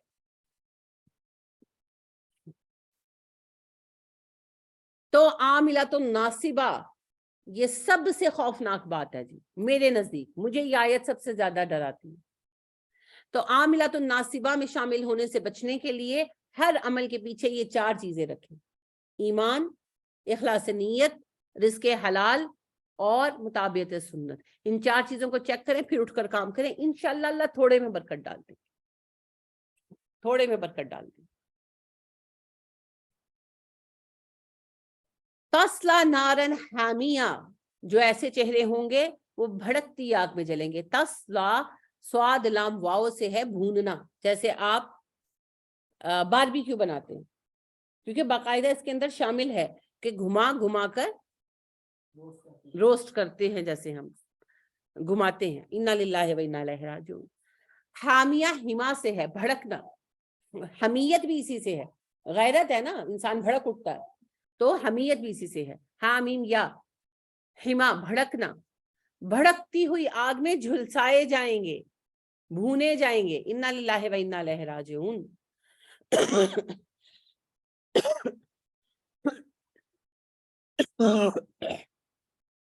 اللہ سبحانہ و تعالیٰ فرما رہے ہیں کہ قیامت کے دن جو چہرے شرمندگی کے مارے اٹھائے نہیں جا رہے ہوں گے، یہ ان لوگوں کے چہرے ہوں گے جنہوں نے بہت کام کیا، کام کر کے تھک گئے، مگر کاموں کی ڈائریکشن صحیح نہیں تھی. ان چاروں میں سے کوئی ایک ایلیمنٹ کم تھا، یا ایک سے زیادہ بھی کم ہو سکتے ہیں، تو نتیجہ یہ ہوگا کہ وہ جہنم میں جلائے جائیں گے. تسقا پلائے جائیں گے، سقا سے ہے. کوئی لفظ بتائیں اس کا جو آپ کو آتا ہو؟ نہیں آتا؟ ساقی کوثر، ساقی کوثر بڑا کرتے ہیں، اسی سے ہے. وَإِذِ اسْتَسْقَىٰ مُوسَىٰ لِقَوْمِهِ فَقُلْنَا اضْرِبْ بِعَصَاكَ الْحَجْرَ. نماز استسقاء اسی سے، لفظوں کو ریلیٹ کیا کرے، پہچانا کرے. تسقا وہ پلائے جائیں گے، یہ انڈائریکٹ نریشن ہے. ڈائریکٹ انڈائریکٹ پتہ ہے نا، I will do this, you have to done this. Direct indirect, تو یہ انڈائریکٹ ہے. تسقا وہ پلائے جائیں گے، من عین چشمے سے، آنیا کھولتے ہوئے پانی کے. انا سے ہے جی برتن کو بھی کہتے ہیں اور کھولاؤ کو بھی کہتے ہیں. وہ پلائے جائیں گے ایک کھولتے ہوئے چشمے سے. پہلے بھی ہم یہ ڈسکس کر چکے ہیں کہ جہنم میں پانی کا ایک ہی سورس ہوگا، یہ ایک چشمہ ہوگا جو جہنم کے درمیان میں ہوگا. کیونکہ قرآن میں آپ پڑھ آئے ہیں، اللہ سبحانہ و تعالیٰ فرماتے ہیں کہ ان کو ان کے ٹھکانے سے، ہر کسی کا جہنم میں الگ ٹھکانہ ہے، اس ٹھکانے سے گھسیٹ کر جہنم کے سینٹر میں لایا جائے گا پانی پلانے کے لیے، اور پھر گھسیٹ کر واپس لے جایا جائے گا. تو اس سے پروف یہ ہوتا ہے کہ یہ جو چشمہ ہے یہ جہنم کے سینٹر میں ہوگا، اور چونکہ جہنم میں آگ ہے، ٹمپریچر بہت ہے، تو اس کی وجہ سے یہ پانی کھول رہا ہوگا، اور اس کی حدت اتنی زیادہ ہوگی کہ ارد گرد جو موجود چٹانیں ہیں ان کے جو دھاتیں ہیں وہ میلٹ ہو کر اس کے اندر شامل ہو رہی ہوں گی، اور پھر زخمیوں کے پیپ اور خون وغیرہ بھی اسی میں شامل ہو رہے ہوں. تو یہ ہے وہ ابلتا ہوا پانی، اور اس کی حدت کا عالم یہ ہے. اللہ ہمیں رحم فرمائے. اللہم لا تجعلنا منہم، کہ نبی کریم صلی اللہ علیہ وسلم فرماتے ہیں کہ ایک جہنمی پانی مانگے گا اور فرشتہ اس کو لا کر دے گا، اور وہ پینے لگے گا اور اس سے پیا نہیں جائے گا، تو کہے گا میں نہیں پی سکتا. تو فرشتہ غضبناک ہو کر وہ پانی اس کے سر پر ڈال دے گا، اور سر پر ڈالنے سے حدت اتنی ہوگی کہ اس کی فوری طور پر ساری سکن اتر جائے گی، لیکن نئی سکن آ جائے گی. اور ایک اور حدیث میں آتا ہے کہ نبی اکرم صلی اللہ علیہ وسلم فرماتے ہیں کہ جب ایک جہنمی وہ پانی پیے گا تو اس کی انتڑیاں باہر آ جائیں گی پیٹ سے، یعنی حدت اتنی شدید ہوگی، مگر فوری طور پر پھر سب کچھ ٹھیک ہو جائے گا۔ یہی تو بات ہے، جہنم وہ ہے لا تبقی ولا تذر، نہ چھوڑے گی نہ مارے گی۔ اللہم انی اعوذ بک من عذاب النار لیس لہم طعام الا من ضریع، ان کے لیے کوئی کھانا نہ ہوگا سوائے ضریع کے۔ ضریع کہتے ہیں ہر کانٹے دار پودے کو۔ تو نبی اکرم صلی اللہ علیہ وسلم نے مثال دی ہے نا زقوم کی، آپ نے کہا یہ زقوم ایسے ہے جیسے تھوبر کا درخت، مثال دی ہے، ٹھیک ہے، ایگزیکٹلی نہیں۔ اس سے عجیب عجیب باتیں بھی لوگوں نے بنائی ہوئی ہیں۔ تو ایک خاتون جو ہیں وہ میرے گھر آئیں مجھے ملنے، تو میرے گھر پڑے ہوئے ہیں کیکٹس، میرے میاں کو بہت پسند ہے، تو وہ کہنے لگی کہ آپ نے یہ جہنمی پودا رکھا ہوا ہے۔ میں گزر رہی تھی، میں نے دیکھا نہیں کس کو کہہ رہی، میں نے کہا جہنمی پودا وہ کون سا ہے؟ تو کہنے لگی یہ نہیں، حیرت ہوئی، اشتیاق نہیں ہوا، حیرت ہوئی، پودے کہاں سے جہنمی ہو گئے؟ تو میں نے کہا کہ جی جہنمی پودا وہ کون سا؟ اور وہ بڑی اچھی ماشاءاللہ پڑھتی ہیں، الہدا سے پڑھ رہی ہیں ماشاءاللہ، پڑھا بھی رہی ہیں اچھی ماشاءاللہ، اور ہیں بھی اچھی، بہت نائس عورت ہے۔ تو میں نے کہا آپا کون سا؟ میں نے کہا یہ آپ کیا کہہ رہی ہیں، یہ نہیں کہتی کیکٹس تو جہنمی پودا، نبی صلی اللہ علیہ وسلم نے کہا۔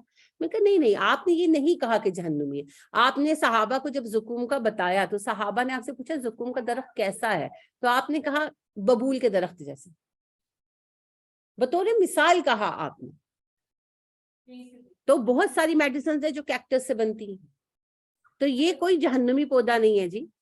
دنیا میں ایک ہی پودا ہے جسے ہم نہیں لگاتے اور جسے ہم تلف کرتے ہیں، اور نبی صلی اللہ علیہ وسلم نے تلف کرنے کا حکم دیا اور عرب سے کرایا بھی۔ بتائیں، نام بتائیں۔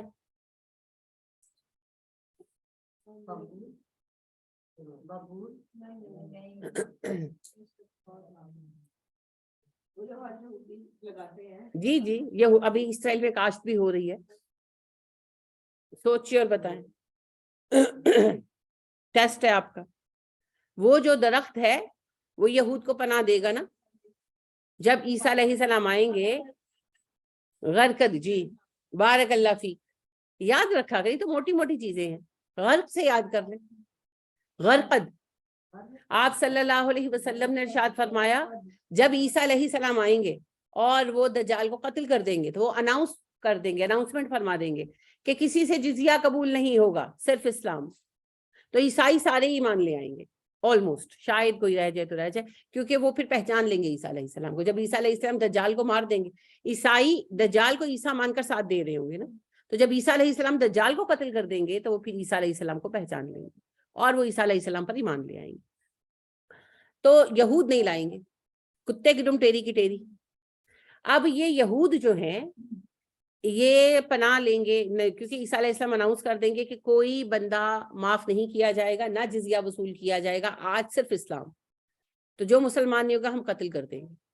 تو یہودی مارے جائیں گے بیسیکلی، ان کا خاتمہ عیسیٰ علیہ السلام کے ہاتھ ہوگا، لیکن کچھ شر پسند بچیں گے، وہی تو پھر دوبارہ شرک کی بنیاد ڈالیں گے، بے شک وہ منافق بن کے رہیں گے ہمارے ماں باپ۔ بہرحال اللہ کے نبی صلی اللہ علیہ وسلم فرماتے ہیں کہ وہ کسی پتھر کے پیچھے چھپیں گے تو پتھر پکارے گا اللہ کے نبی یہ میرے پیچھے ہے، کسی درخت کے پیچھے چھپیں گے تو درخت پکارے گا اللہ کے نبی یہ میرے پیچھے ہے۔ صرف ایک درخت نہیں بولے گا، وہ ہے غرقد کا درخت۔ تو غرقد کے درخت کو عرب کے حدود سے ختم کر دو۔ تو نبی صلی اللہ علیہ وسلم نے یہ مہم چلائی جو عمر فاروق کے زمانے میں مکمل ہوئی، غرقد ختم کر دیا۔ ابھی بھی غرقد موجود نہیں ہے دنیا میں، کہیں بھی اس کا خاص نہیں ہے، تھوڑا بہت ظاہر ہے کہیں نہ کہیں موجود ہے، لیکن ایسے باقاعدہ کاشت کہیں نہیں ہے۔ اب اسرائیل میں کاشت ہو رہی ہے۔ کیوں نہیں پتا؟ وہ ہم سے پہلے ہمیں کتاب ہیں، ان کے پاس توریت ہے، ان کے پاس توریت ہے۔ آپ کے رب نے کہا، وہ بالکل صحیح کہا آپ نے حفصہ، وہ ایسے جانتے ہیں نبی آپ کو جیسے اپنے بیٹوں کو جانتے ہیں۔ تو بار بار لعنت کیوں کی گئی؟ کیوں اللہ نے کہا سب سے بڑا ظالم وہ ہے جس کے پاس اللہ کی طرف سے گواہی موجود ہو پھر وہ جھوٹ بولے؟ اور یاد رکھے ان کے پاس توریت موجود، توریت جسے نبی صلی اللہ علیہ وسلم نے فرمایا سب سے عظیم دو ہی کتابیں ہیں، توریت اور قرآن، اللہ نے ان دونوں کو اپنے ہاتھ سے تحریر فرمایا تھا۔ تو توریت اور قرآن سب سے عظیم ہے۔ توریت اتنی عظیم کتاب ہے کہ قرآن نے توریت کے کئی احکامات کو زندہ رکھا ہے۔ تو توریت جیسی عظیم کتاب کے قرآن خواہ ہو کر یعنی پڑھنے والے ہو کر وہ لوگ جانتے ہیں، وہ ہم سے بھی کچھ زیادہ ہی جانتے ہیں. کیوں نہیں آتے؟ آپ دیکھیے پچھلے 1450 سال سے دے آر اسٹرائیونگ فار باطل. انہوں نے تھوڑی محنت تو نہیں کی. ہم اس حال کو پہنچے ہیں تو اس میں سب سے بڑا ہاتھ یہود ہی کا تو ہے. انہوں نے ہمیں گرانے کے لیے کیا کچھ نہیں کیا، اپنی بیٹیاں تک تو ننگی کر دی. آپ دیکھ لیں جتنی بڑی بڑی ہالی ووڈ ایکٹریسز گزری ہیں، جیسے مارلن مینرو، پورن سٹار کے طور پر وہ پہلی پورن سٹار دنیا کی مانی جاتی ہے، اور وہ بہت خوبصورت عورت تھی اور بہت اس نے دنیا میں بگاڑ پیدا کیا ہے. یہودی. ہر فتنے کے پیچھے آپ کو، بہبود آبادی کے پیچھے مالتھس یہودی، نظریہ ارتقاء کے پیچھے ڈاروین یہودی، دنیا کی ہر فساد کے پیچھے آپ کو ایک یہودی کھڑا نظر آئے گا. انہوں نے اتنی محنت کی ہے، انتھک محنت کی ہے، انتھک محنت کی ہے، اور یہ انتھک محنت ہے جہنم کے لیے. عاملۃ ناصبہ، کام کر کر کے تھکے ہوئے، کام کر کر کے تھکے ہوئے. جتنا کام انہوں نے کیا ہے، اگر ہم اتنا کام کرنا شروع کر دیں نا تو دنیا میں آپ کو اسلام کے سوا کوئی دین دکھائی نہ دے. ہم تو عیش پرست ہوئے پڑے ہیں آج نہیں صدیوں سے. عیش پرستی تو کھا گئی ہمیں، بستروں سے نکلنے نہیں دیتی، سڑک پر آنے نہیں دیتی.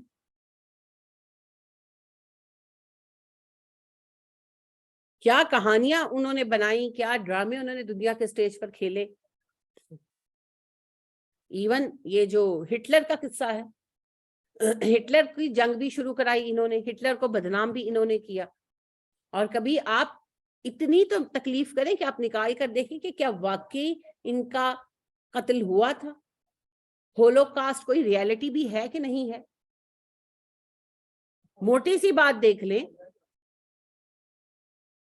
فرسٹ ورلڈ وار سے پہلے اور بعد، سیکنڈ ورلڈ وار سے پہلے اور بعد یہود کی تعداد کتنی تھی، کتنی ہے؟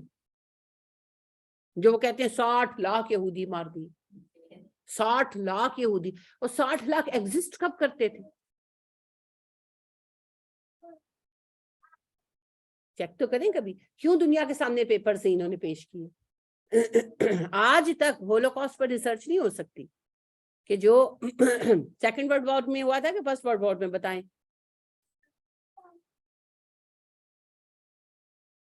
ہٹلر کا جو سارا سلسلہ ہوا تھا کس جنگ میں ہوا تھا؟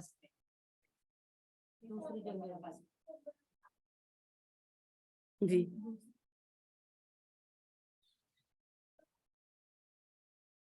جی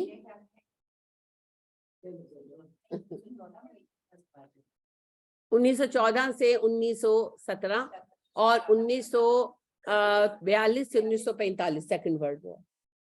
بہت موٹا سا حساب ہے. سیکنڈ ورلڈ وار میں تو ایٹم بم چلے تھے، جاپان حریف تھا، جرمن تو نہیں تھا. تو ہٹلر تو جرمن کا تھا. فرسٹ ورلڈ وار آسان تھا. موٹی موٹی چیزوں سے چیزوں کو ریلیٹ کیا کریں.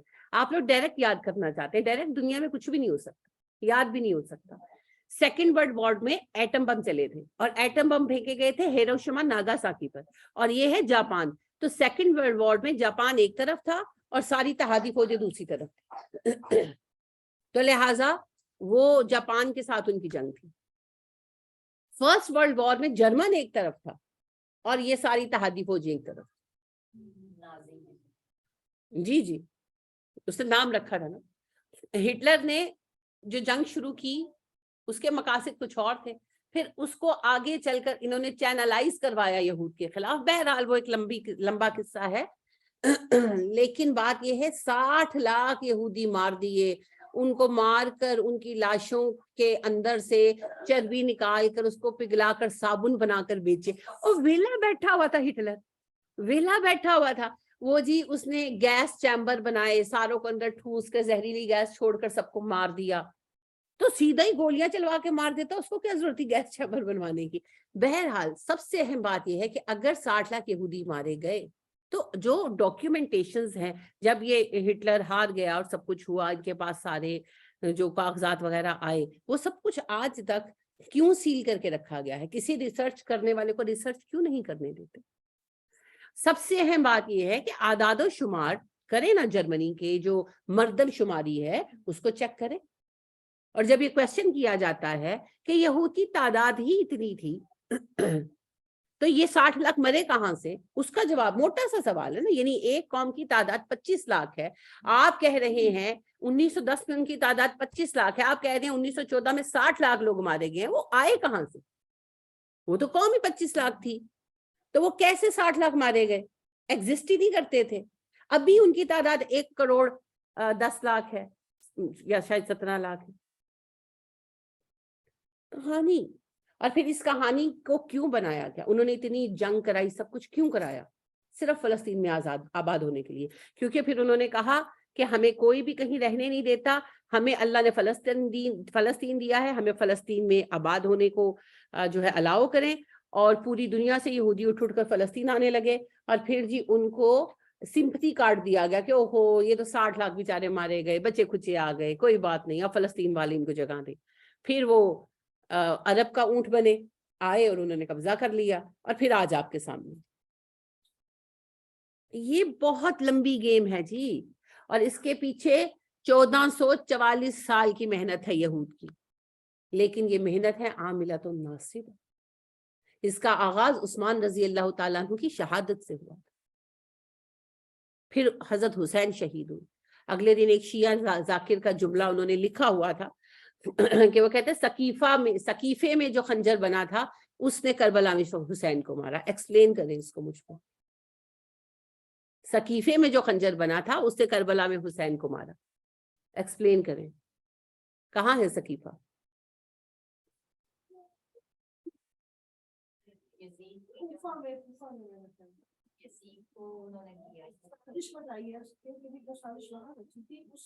کہاں رچی تھی؟ میں نے کہاں کہیں تو پوچھا ہے جی۔ بات وہی ہے، آپ لوگ چیزیں اوپری ذہن سے سنتے ہیں، تدبر کی طرف آتے ہی نہیں۔ آپ میں نے سوال پوچھا سقیفہ کہاں ہے، آپ چلیں گے کوفہ۔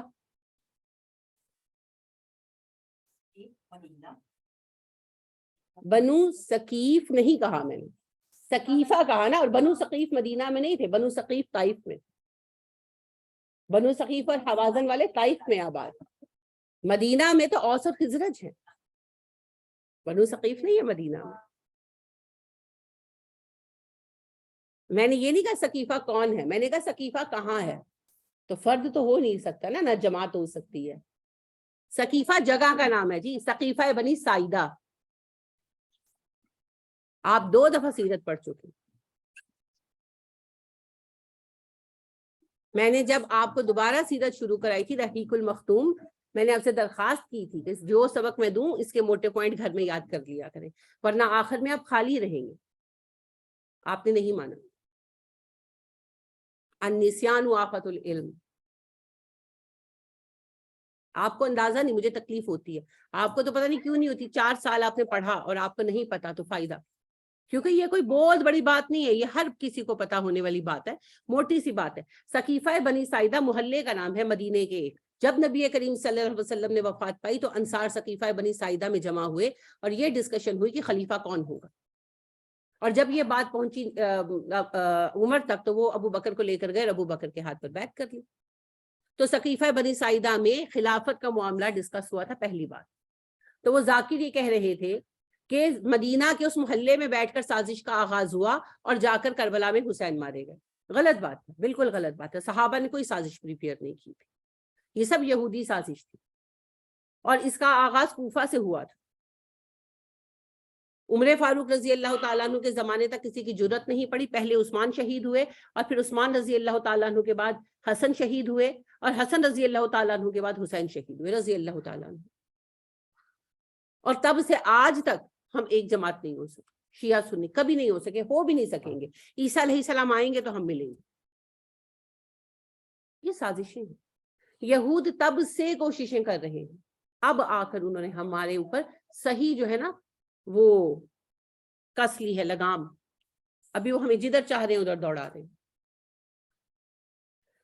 تھوڑا عرصہ یہ کھیل چلے گا، ابھی تو وہ غالب ہے، بٹ ٹیبل ول ٹرن انشاءاللہ، انشاءاللہ تھوڑا وقت ہے بٹ ٹیبل ول ٹرن۔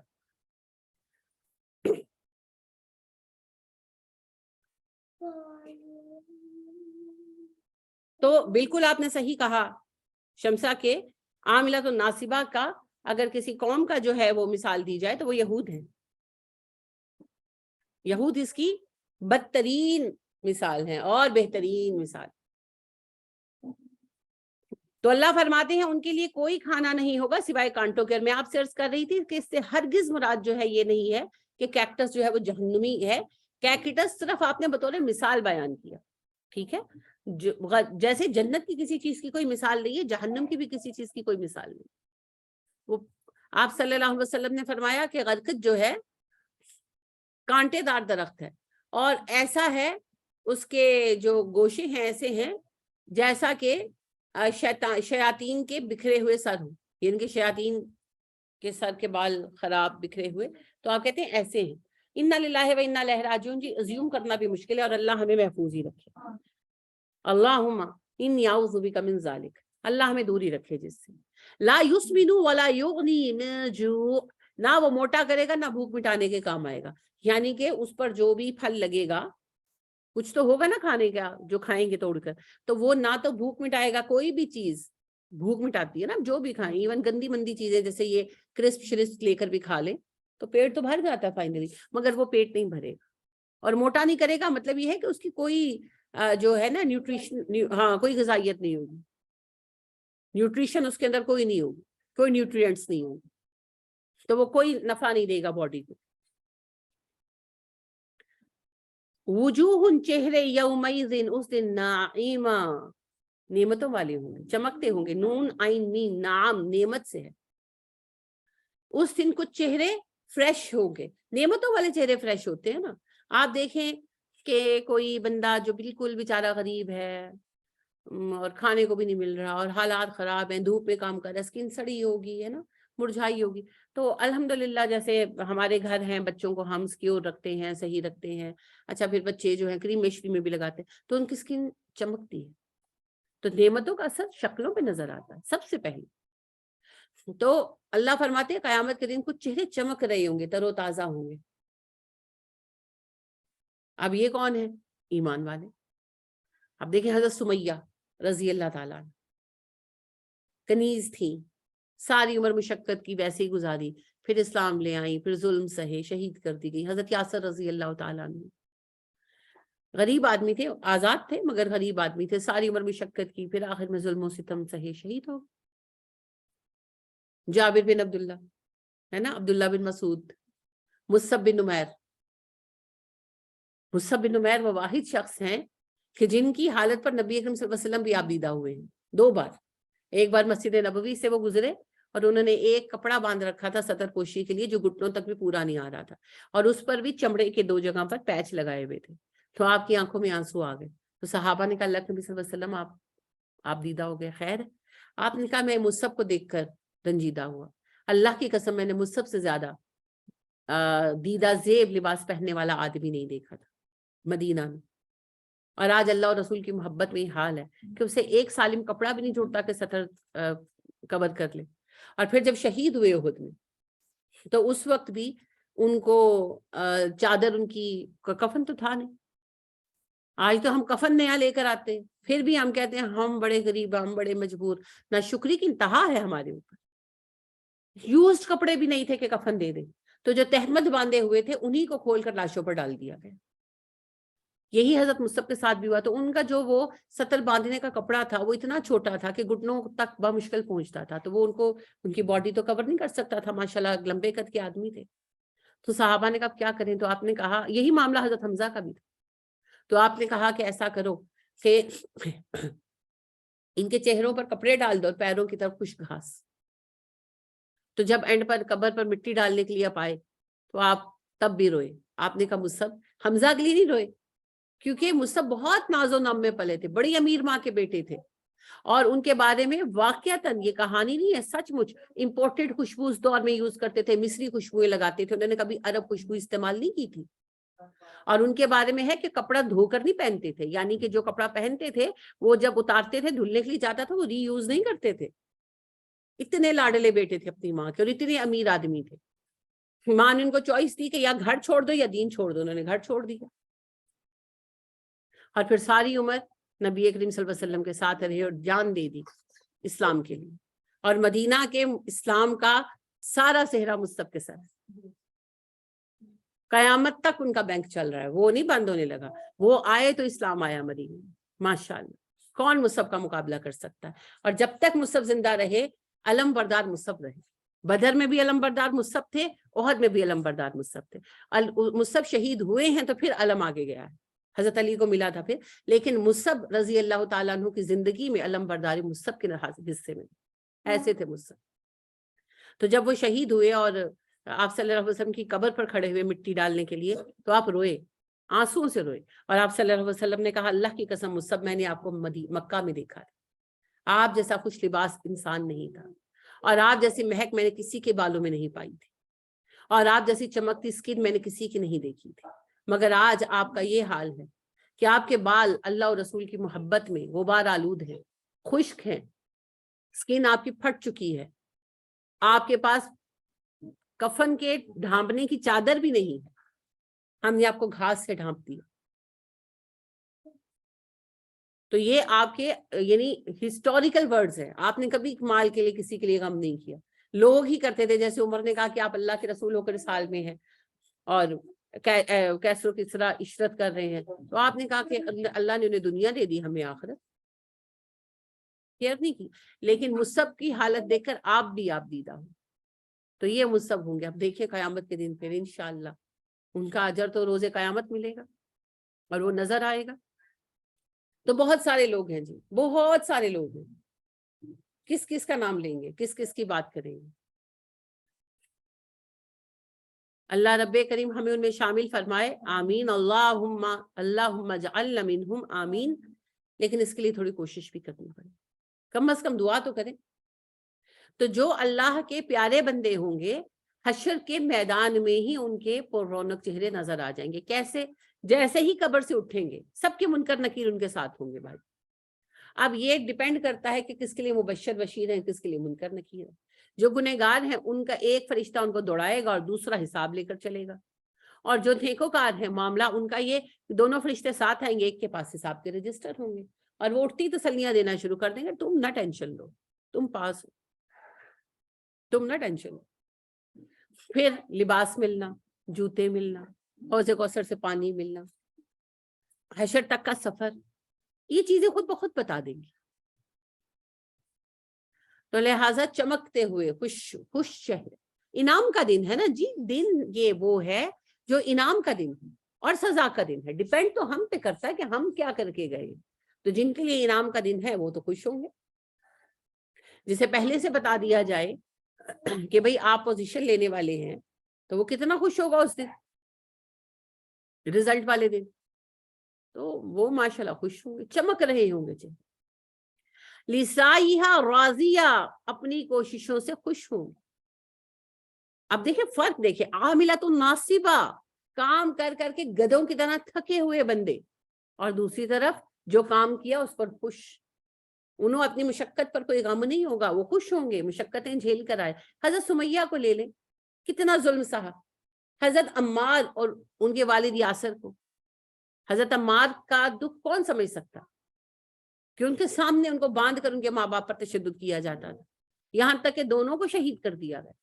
حضرت عمار نے صبر کی، صرف ایک صبر.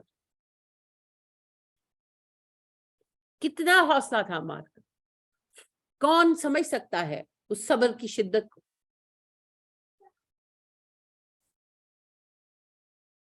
تو یہ ساری کوششیں پھر رنگ لائیں گی قیامت کی طرف. حضرت سلمان نے کیا نہیں سہا، حق کی تلاش میں اپنے قبیلے کے سردار کے بیٹے تھے سلمان فارسی، سرداری چھوڑی، گھر بار چھوڑا، جگہ جگہ سفر کیا، حق کی تلاش میں پھرے. پھر پتا چلا نبی اکرم صلی اللہ علیہ وسلم کی زمانے کے قریب ہونے کا. پھر مدینہ کے لیے نکلے، عرب کے لیے نکلے، غلام بن گئے، بک گئے. کتنے سال غلامی کاٹی ہے حضرت سلمان نے. پھر جا کر گوہر مقصودات آئے، نبی کریم صلی اللہ علیہ وسلم آئے، آپ مسلمان ہوئے. کتنی مشقت سہی. یہ مشقتیں ہیں، ان مشقتوں کو اللہ قبول فرما لیں گے اور وہ خوش ہوں گے، کیونکہ ہر مشقت کے بدلے آخرت کی نعمتیں مل گئی.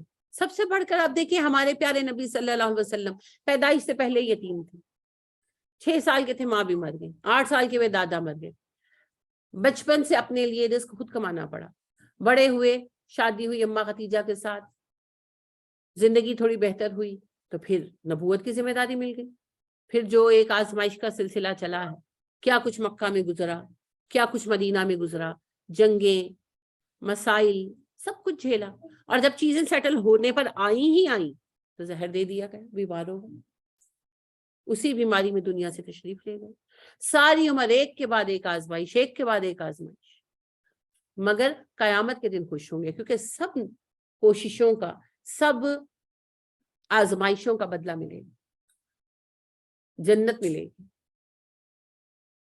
لہٰذا لسعیھا راضیہ، وہ اپنی کوششوں سے خوش ہوں گے۔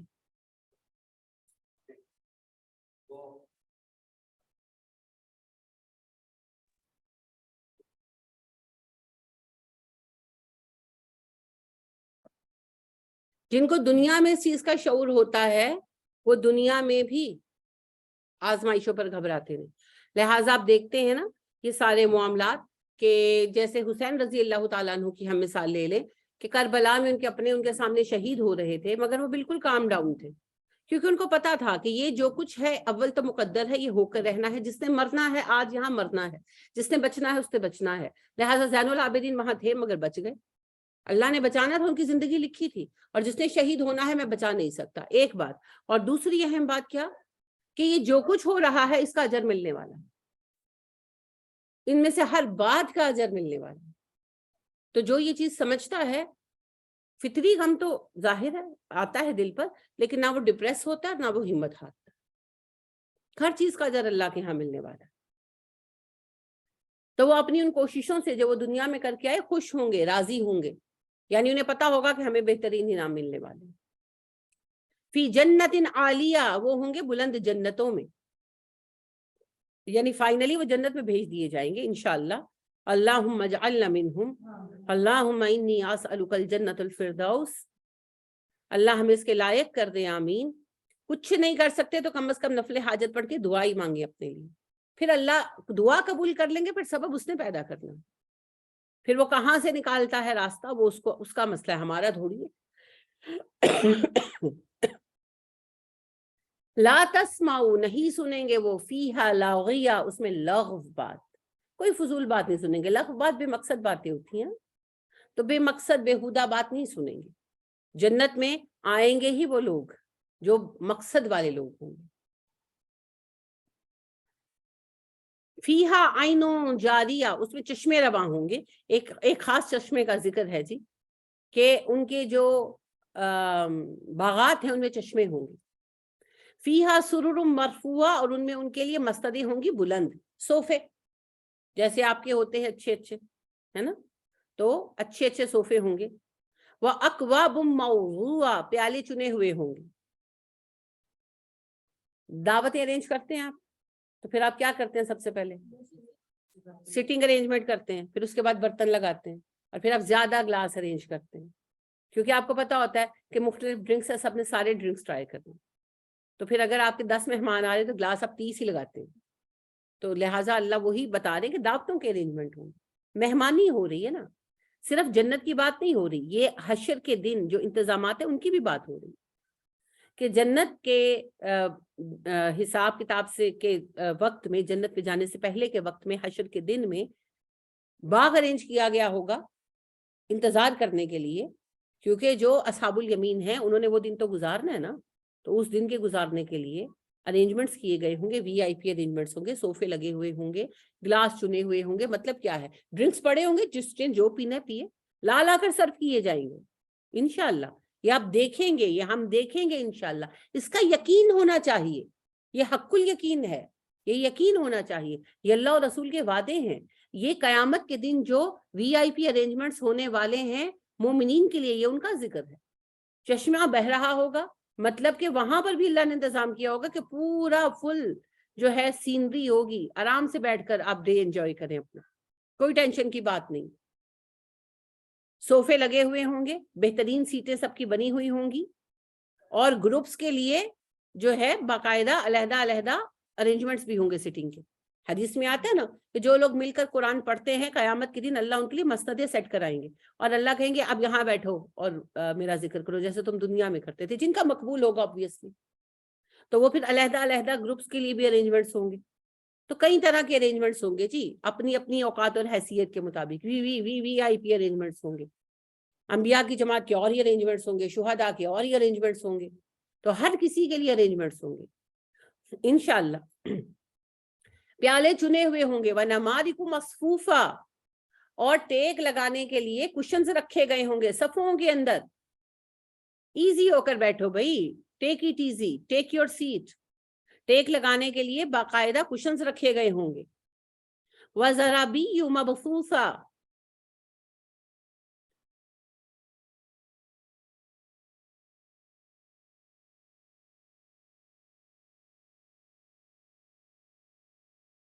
اچھا وہ میں میسج تھا وہ پڑھ رہی تھی. اچھا, وَزَرَابِيُّ مَبْثُوثَةً, اور ان کے لیے نفیس قالین پھیلائے گئے ہوں گے. بستہ ہوتا ہے نا پھیلنا, تو بہترین خوبصورت نفیس قالین بچھائے جائیں گے. وہی بات ہے نا, جیسے آپ اپنی محفلیں ارینج کرتے ہیں, اگر آپ کو کوئی ایونٹ ارینج کرنا تو وی آئی پیز کے لیے کیسا کریں گے آپ؟ تو یہ وی آئی پیز کا ارینجمنٹ ہے جی. اب اللہ سبحانہ و تعالیٰ فرما رہے ہیں کہ قیامت کے دن دو گروہ ہو جانے والے ہیں, مرضی تمہاری ہے ادھر جاتے کہ ادھر جاتے, اصحاب الیمین میں یا اصحاب الشمال میں. دنیا میں تم دونوں کے لیے کوشش کر سکتے ہو, آزاد ہو, جاؤ کوشش کر لو, برکتیں اس نے ڈالنی ہیں جی. بہن نے سوال یہ پوچھا ہے کیا اصحاب الیمین کے لیے بھی 50,000 سالہ دن ہوگا قیامت کا؟ بتائیے سمینہ. سمینہ جی, نبی کریم صلی اللہ علیہ وسلم نے فرمایا مومنین کے لیے قیامت کا دن ایک نماز سے دوسری نماز کے وقفے برابر ہوگا, یعنی کہ 4-5 گھنٹے کا.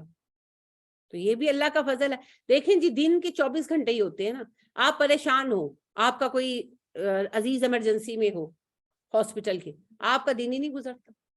اور اگر آپ کی یعنی کہ کوئی عزیز آ جائے, آپ کی امی آ جائے, پتہ ہی نہیں چلتا دن کدھر گیا. تو اصل میں دن کیا ہے, وقت کیا ہے؟ اقبال کہتے ہیں مہینے وصل کے گھڑیوں کی صورت گزرے جاتے ہیں, مگر گھڑیاں جدائی کی گزرتی ہیں مہینوں میں. کیفیت. افلا ينظرون الى الابل كيف خلقت. اب اللہ سبحانہ و تعالی کونیاتی دلائل پیش کر رہے ہیں, آفاقی دلائل. اللہ کہتے تم ایمان نہیں لاتے, کیوں؟ کیا تم نے دیکھا نہیں اونٹوں کو کیسے پیدا کیے گئے؟ اب دیکھیں نا, اونٹ دنیا کا کیسا عجیب جانور ہے, کتنا تو پانی ذخیرہ کر لیتا ہے پیٹ میں اور اپنے آپ کو تر و تازہ رکھتا ہے. سسٹم ہے, اللہ نے بنا کر دی ہے. تو اللہ فرماتے ہیں اونٹوں کو غور نہیں کیا کیسے تخلیق کیا ہے. وَإِلَى السَّمَاءِ كَيْفَ رُفِعَتْ, اتنا غور نہیں کرتے تم کیسے آسمان بلند کر دیے بغیر ستونوں کے, کون کر سکتا ہے میرے سوا. وَإِلَى الْجِبَالِ كَيْفَ نُصِبَتْ, کبھی پہاڑوں پر غور نہیں کرتے کیسے ٹھونک دیے ہیں میں نے. وَإِلَى الْأَرْضِ كَيْفَ سُطِحَتْ, اور زمین کو نہیں دیکھتے کیسے میں نے اسے سیدھا کر دیا, بچھا دیا. یعنی اگر تم اللہ کو ماننا چاہتے ہو تو کائنات پر غور کرو. کائنات اللہ کے وجود کی گواہی دے رہی ہے. قدم قدم پر آپ کو پتا چلتا ہے کہ کوئی ہے جو یہ سب کر رہا ہے. یہ حادثوں سے ایسے کام نہیں ہوتے. فَذَكِّرْ إِنَّمَا أَنْتَ مُذَكِّرْ, پچھلی صورت میں بھی آپ نے پڑھا فَذَكِّرْ إِن نَفَعَتِ الذِّكْرَى سَيَذَّكَّرُ مَن يَخْشَىٰ. نصیحت کرتے رہیں, ہو سکتا ہے نصیحت کسی کو نفع دے, کم از کم وہ تو نصیحت قبول کرے گا جو ڈرتا ہے. یہاں بھی وہی بات ہے, آپ نصیحت کیجئے, بس آپ کا کام ہے تذکیر کرنا, یاد دہانی کرانا, ریمائنڈ کروانا, ریمائنڈرز دیتے رہیے, ریمائنڈرز دیتے رہیے. انما انت مذکر, کیونکہ آپ کا کام ہی نصیحت کرنا ہے, آپ کا کام, آپ کا سٹیٹس ریمائنڈ کروانا ہے. ڈنڈا اٹھانا میرا آپ کا کام نہیں ہے. ہمارے تو نبی کا سٹیٹس ہے صرف ریمائنڈ کرانا, بلاغ المبین, یاد کروا دو, سمجھا دو, مانے نہ مانے, ایمان لائیں نہ لائیں, عمل کریں نہ کریں, یہ اللہ کے بندے کا معاملہ. صرف ایک بندہ ڈنڈا اٹھائے گا, وہ ہوگا اسلامی حکومت کا حکمران, مگر پہلے اسلامی حکومت قائم کرتے ہیں. لہٰذا اللہ سبحانہ و تعالیٰ کہتے ہیں آپ تو ہیں ہی مذکر, لہٰذا ہر قرآن پڑھنے والا, پڑھانے والا نصیحت کرنے والا ہے, تو نصیحت ضرور کریں. نصیحت ضرور کریں, کہتے رہیں کہتے رہیں کہتے رہیں. کبھی کا کہا کہیں تو یاد آئے گا. میں پہلے بھی آپ سے کہہ چکی, ابھی بھی کہہ رہی ہوں کہ دجال ایک لڑکے کو پکڑے گا اور اس کو کہے گا مجھ پر ایمان لا, وہ کہے گا میں نہیں لاؤں گا, وہ اس کو مار دے گا, قتل کر دے گا, اور پھر اس کو زندہ کرے گا اور کہے گا اب تو ایمان لاتا ہے, دیکھ میں تجھے مار کر زندہ کر دیا. وہ کہے گا اب تو بالکل نہیں لاؤں گا, تو پکا دجال ہے. تیری یہی نشانی نبی کریم صلی اللہ علیہ وسلم نے بتائی تھی. اب کہاں نبی کریم صلی اللہ علیہ وسلم کا زمانہ مبارک, کہاں 1500 سال بعد آنے والا ایک نوجوان لڑکا, اس کو کس نے بتایا؟ اس کی ماں نے یا اس کے باپ نے یا اس کے استاد نے, کسی درس میں کسی سبق میں اس نے سنا اور اس نے یاد رکھا. تو یو نیور نو آپ کو اپنے بچے کو کون سی کہی ہوئی بات اس کے کس مشکل وقت میں کام آ جائے. تو کہتے رہیں کہتے رہیں کہتے رہیں. سما علم کا پہلا ذریعہ ہے جی. لست علیہم بمسیطر, آپ ان پر داروغہ نہیں ہیں. بس یہ سمجھنے کی بات ہے, سن لیں. مذکر ہیں, مسیطر نہیں ہیں. یاد دہانی کرانا ذمہ ہے, بلاغ کرنا ذمہ ہے, ڈنڈے مارنا ذمہ نہیں. لہٰذا نہ تو خود یہ ٹینشن لیں کہ میرے سمجھانے سے ہدایت کیوں نہیں پھیل رہی. ابھی پرسوں ہی ایک بہن مجھے کہنے لگی ان کے بچے نے یوتھ کلب جوائن کیا ہے, تو اسٹریٹ اسپیچ کے لیے گئے تھے, تو یعنی کہ محلے میں ڈیفینس گئے تھے, تو وہاں لوگوں سے کہا, تو ظاہر ہے کہ وہاں ذرا زیادہ ویسٹرنائزیشن ہے ڈیفینس وغیرہ کی سائٹ پر, تو ان کو رسپانس نہیں اچھا ملا, تو ہی واز ویری اپسیٹ. تو مجھے کہنے لگا کہ میں نے پاکستان چھوڑ دینا ہے فلاں کنٹری. میں نے کہا کیوں؟ کہتے باہر کے لوگ زیادہ سنتے ہیں. میں نے کہا تو آپ یہاں بیٹھ کر کہہ رہے ہو, یا راہ پہ جانے دے یا واہ پہ جانے. تو کہنے لگا نہیں نہیں وہاں کے لوگوں میں زیادہ خیر ہے وغیرہ وغیرہ. میں نے کہا آپ کو پتہ ہے پریشانی کیا؟ کہتے ہیں کیا؟ میں نے کہا آپ کو پریشانی ہے کہ لوگوں نے آپ کو سنا کیوں نہیں. یہ تو آپ کا ذمہ ہی نہیں ہے. اللہ کے نبی کو نہیں سنتے تھے آپ نے, تو تب تک مکہ نہیں چھوڑا جب تک اللہ نے کہا نہیں چلے جاؤ.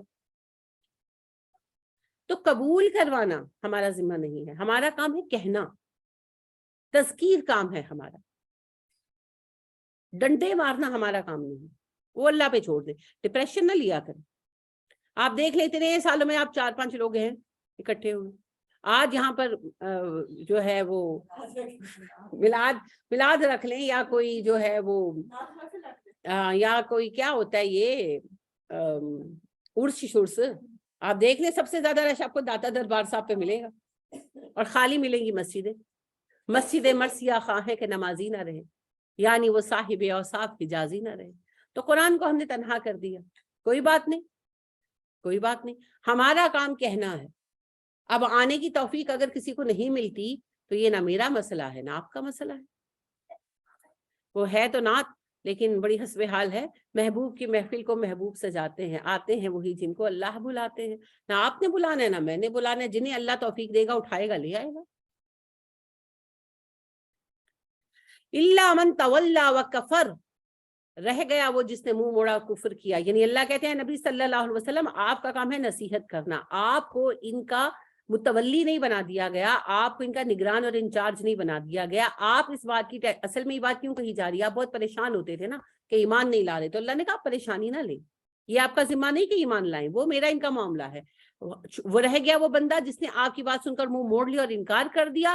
فَيُعَذِّبُهُ اللَّهُ الْعَذَابَ الْأَكْبَرَ, اللہ عذاب دے گا اسے, بہت بڑا عذاب دینے والا, سزا کاٹے گا اپنی. آپ نہ پریشان ہوا کریں. دیکھیں جی ہدایت اللہ کے ہاتھ میں ہے اور اللہ توفیق دیں گے. لہٰذا ابو طالب سے زیادہ نبی صلی اللہ علیہ وسلم کو کون جانتا تھا, کون ابو طالب سے زیادہ قریب تھا آپ کے, مگر ابو طالب ایمان نہیں لائے. اور آپ دیکھیں کہ سلمان فارسی کہاں سے آئے اور ایمان لائے,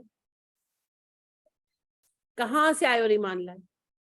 اور آپ دیکھیں کہ یہ جو بدبخت تھا عبداللہ بن ابی, حسرتناک انجام کا مالک ہے یہ بندہ. ویلا تھا, چکلا چل رہا تھا, پیسہ بہت تھا, تو کام شام تو کرتا نہیں تھا, سارا دن ویلا بیٹھا رہتا تھا, اور آپ صلی اللہ علیہ وسلم کے قریب ہی رہتا تھا کنسویاں لینے کے لیے.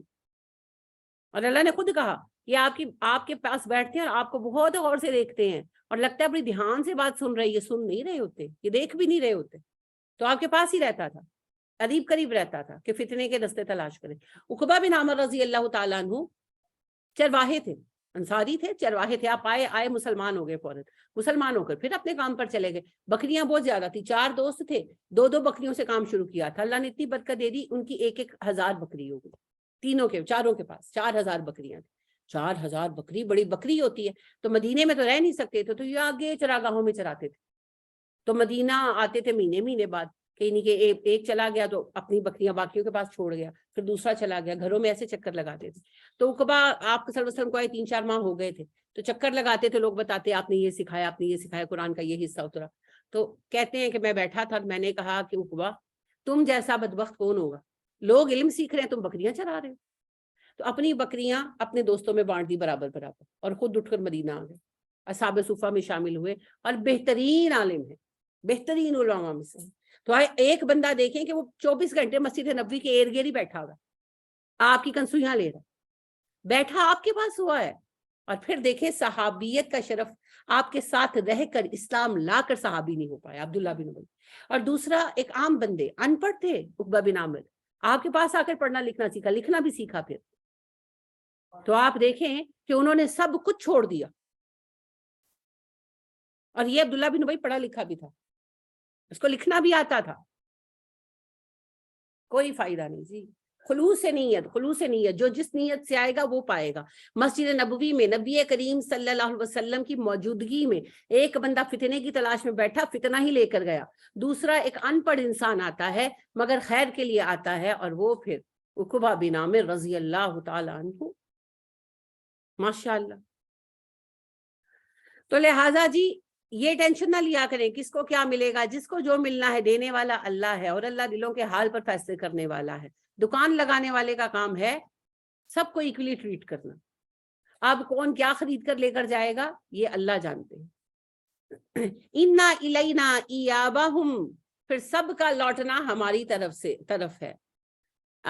ٹھکانے کو کہتے ہیں جی, تو اسی سے ایابا, بے شک سب کا لوٹنا ہماری طرف ہے. ثم انا علینا حسابہم, پھر سب کا حساب بھی ہم نے لینا ہے. یعنی اے نبی صلی اللہ علیہ وسلم آپ ٹینشن نہ لیں. اصل میں نبی کریم صلی اللہ علیہ وسلم کو یہ بتایا جا رہا ہے, آپ کسی پر زور زبردستی نہیں کرتے تھے, آپ ٹینشن بہت لیتے تھے, آپ روتے بہت تھے. آپ کو یہ ٹینشن رہتی تھی کہ یہ اسلام نہیں لا رہے, میری جواب دہی ہوگی. تو اللہ نے یہ بات بار بار قرآن میں بیان کی. بقرہ میں بھی آپ نے پڑھی ہے کہ اللہ نے کہا ہم آپ سے سوال نہیں کریں گے ان اصحاب الجحیم, جہنمیوں کے بارے میں. تو یہ بات ریپیٹڈلی کہی گئی کیونکہ آپ کو بہت ٹینشن ہوتی تھی کہ شاید میرے کام میں کمی ہے. تو اللہ آپ کو تو اس معنی میں کہہ رہے ہیں, ہمارا معنی اب دوسرا ہے. جو ہم لوگ ڈنڈے اٹھا کے پھر رہے ہیں نا کہ تم بریلوی ہوگے تو جنتی ہوگے, تم دیوبندی ہوگے تو جنتی ہوگے, اور ذرا کسی نے آبائی مذہب سے منہ موڑا نہیں اور ڈنڈے پڑے نہیں, تو یہ جو گستاخ رسول کا بھی جو ہم نے بنایا ہوا ہے, اور جس کو دل چاہا جلا دیا, اور جس کو دل چاہا, ہمارا تو یہ حال ہے کہ ہم غیر مسلموں کو بھی مار ڈالتے ہیں اس لیے کہ وہ گستاخ رسول ہے. جس سے رسول مانا ہی نہیں نبی کریم صلی اللہ علیہ وسلم کا, ہم اس کو بھی مار ڈالتے ہیں کیونکہ ہم ترم خان ہیں, ہم ٹھیکے دار. اللہ اکبر. تو ہمارے لیے تو اس معنی میں اگر تم ٹھیکے دار نہیں ہو, اگر کوئی غلط ہے اس کو نصیحت کرو اور اپنی راہ لو, اللہ خود ہی سب کو حساب دیکھ لے گا, سب کو عذاب دے دے جس نے عذاب کا کام کیا ہے, اور جس کو ثواب ملنا ہے مل جائے گا. تم لوگوں کے ٹھیکے دار نہیں بنائے گئے, اپنا کام کرو. فائنلی سب نے ہمارے پاس آنا ہے, ہم نے سب سے حساب لینا ہے. تو بھائی حساب لینا اللہ کا کام ہے, وہ اللہ کے لیے چھوڑ دیں. ہمیں اللہ کا کام کرنے کی ضرورت نہیں ہے, اللہ کو اس کی کوئی ضرورت نہیں ہے. تو یہ بڑی بڑی باتیں جو ہم کرتے رہتے ہیں, نبی کریم صلی اللہ علیہ وسلم فرماتے ہیں کہ جب کوئی شخص یہ کہتا ہے کہ اللہ کی قسم تجھے اللہ نے نہیں بخشنا, تو اللہ غضبناک ہوتے ہیں. اللہ کہتے ہیں یہ کون ہے جو میرے نام پر قسم اٹھا رہا ہے, میں معاف نہیں کروں گا. جس کے لیے قسم اٹھائی اسے تو میں نے معاف کر دیا, اور تیرے میں نے سارے اعمال ضائع کر.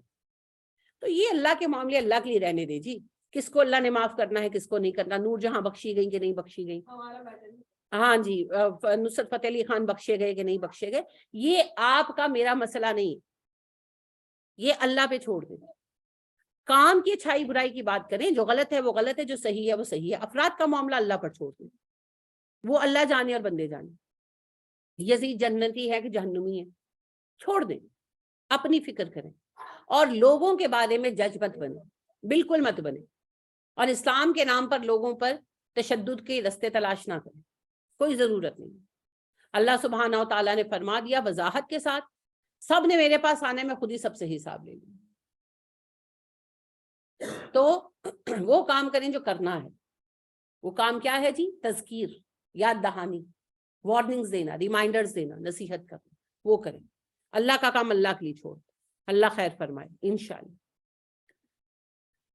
چلیے جی آج کی کلاس ختم ہوتی ہے، انشاءاللہ کل ملیں گے. سبحانک اللہم و بحمدک ونشہد ان لا الہ الا انت ونستغفرک ونتوب الیک. السلام علیکم ورحمۃ اللہ وبرکاتہ.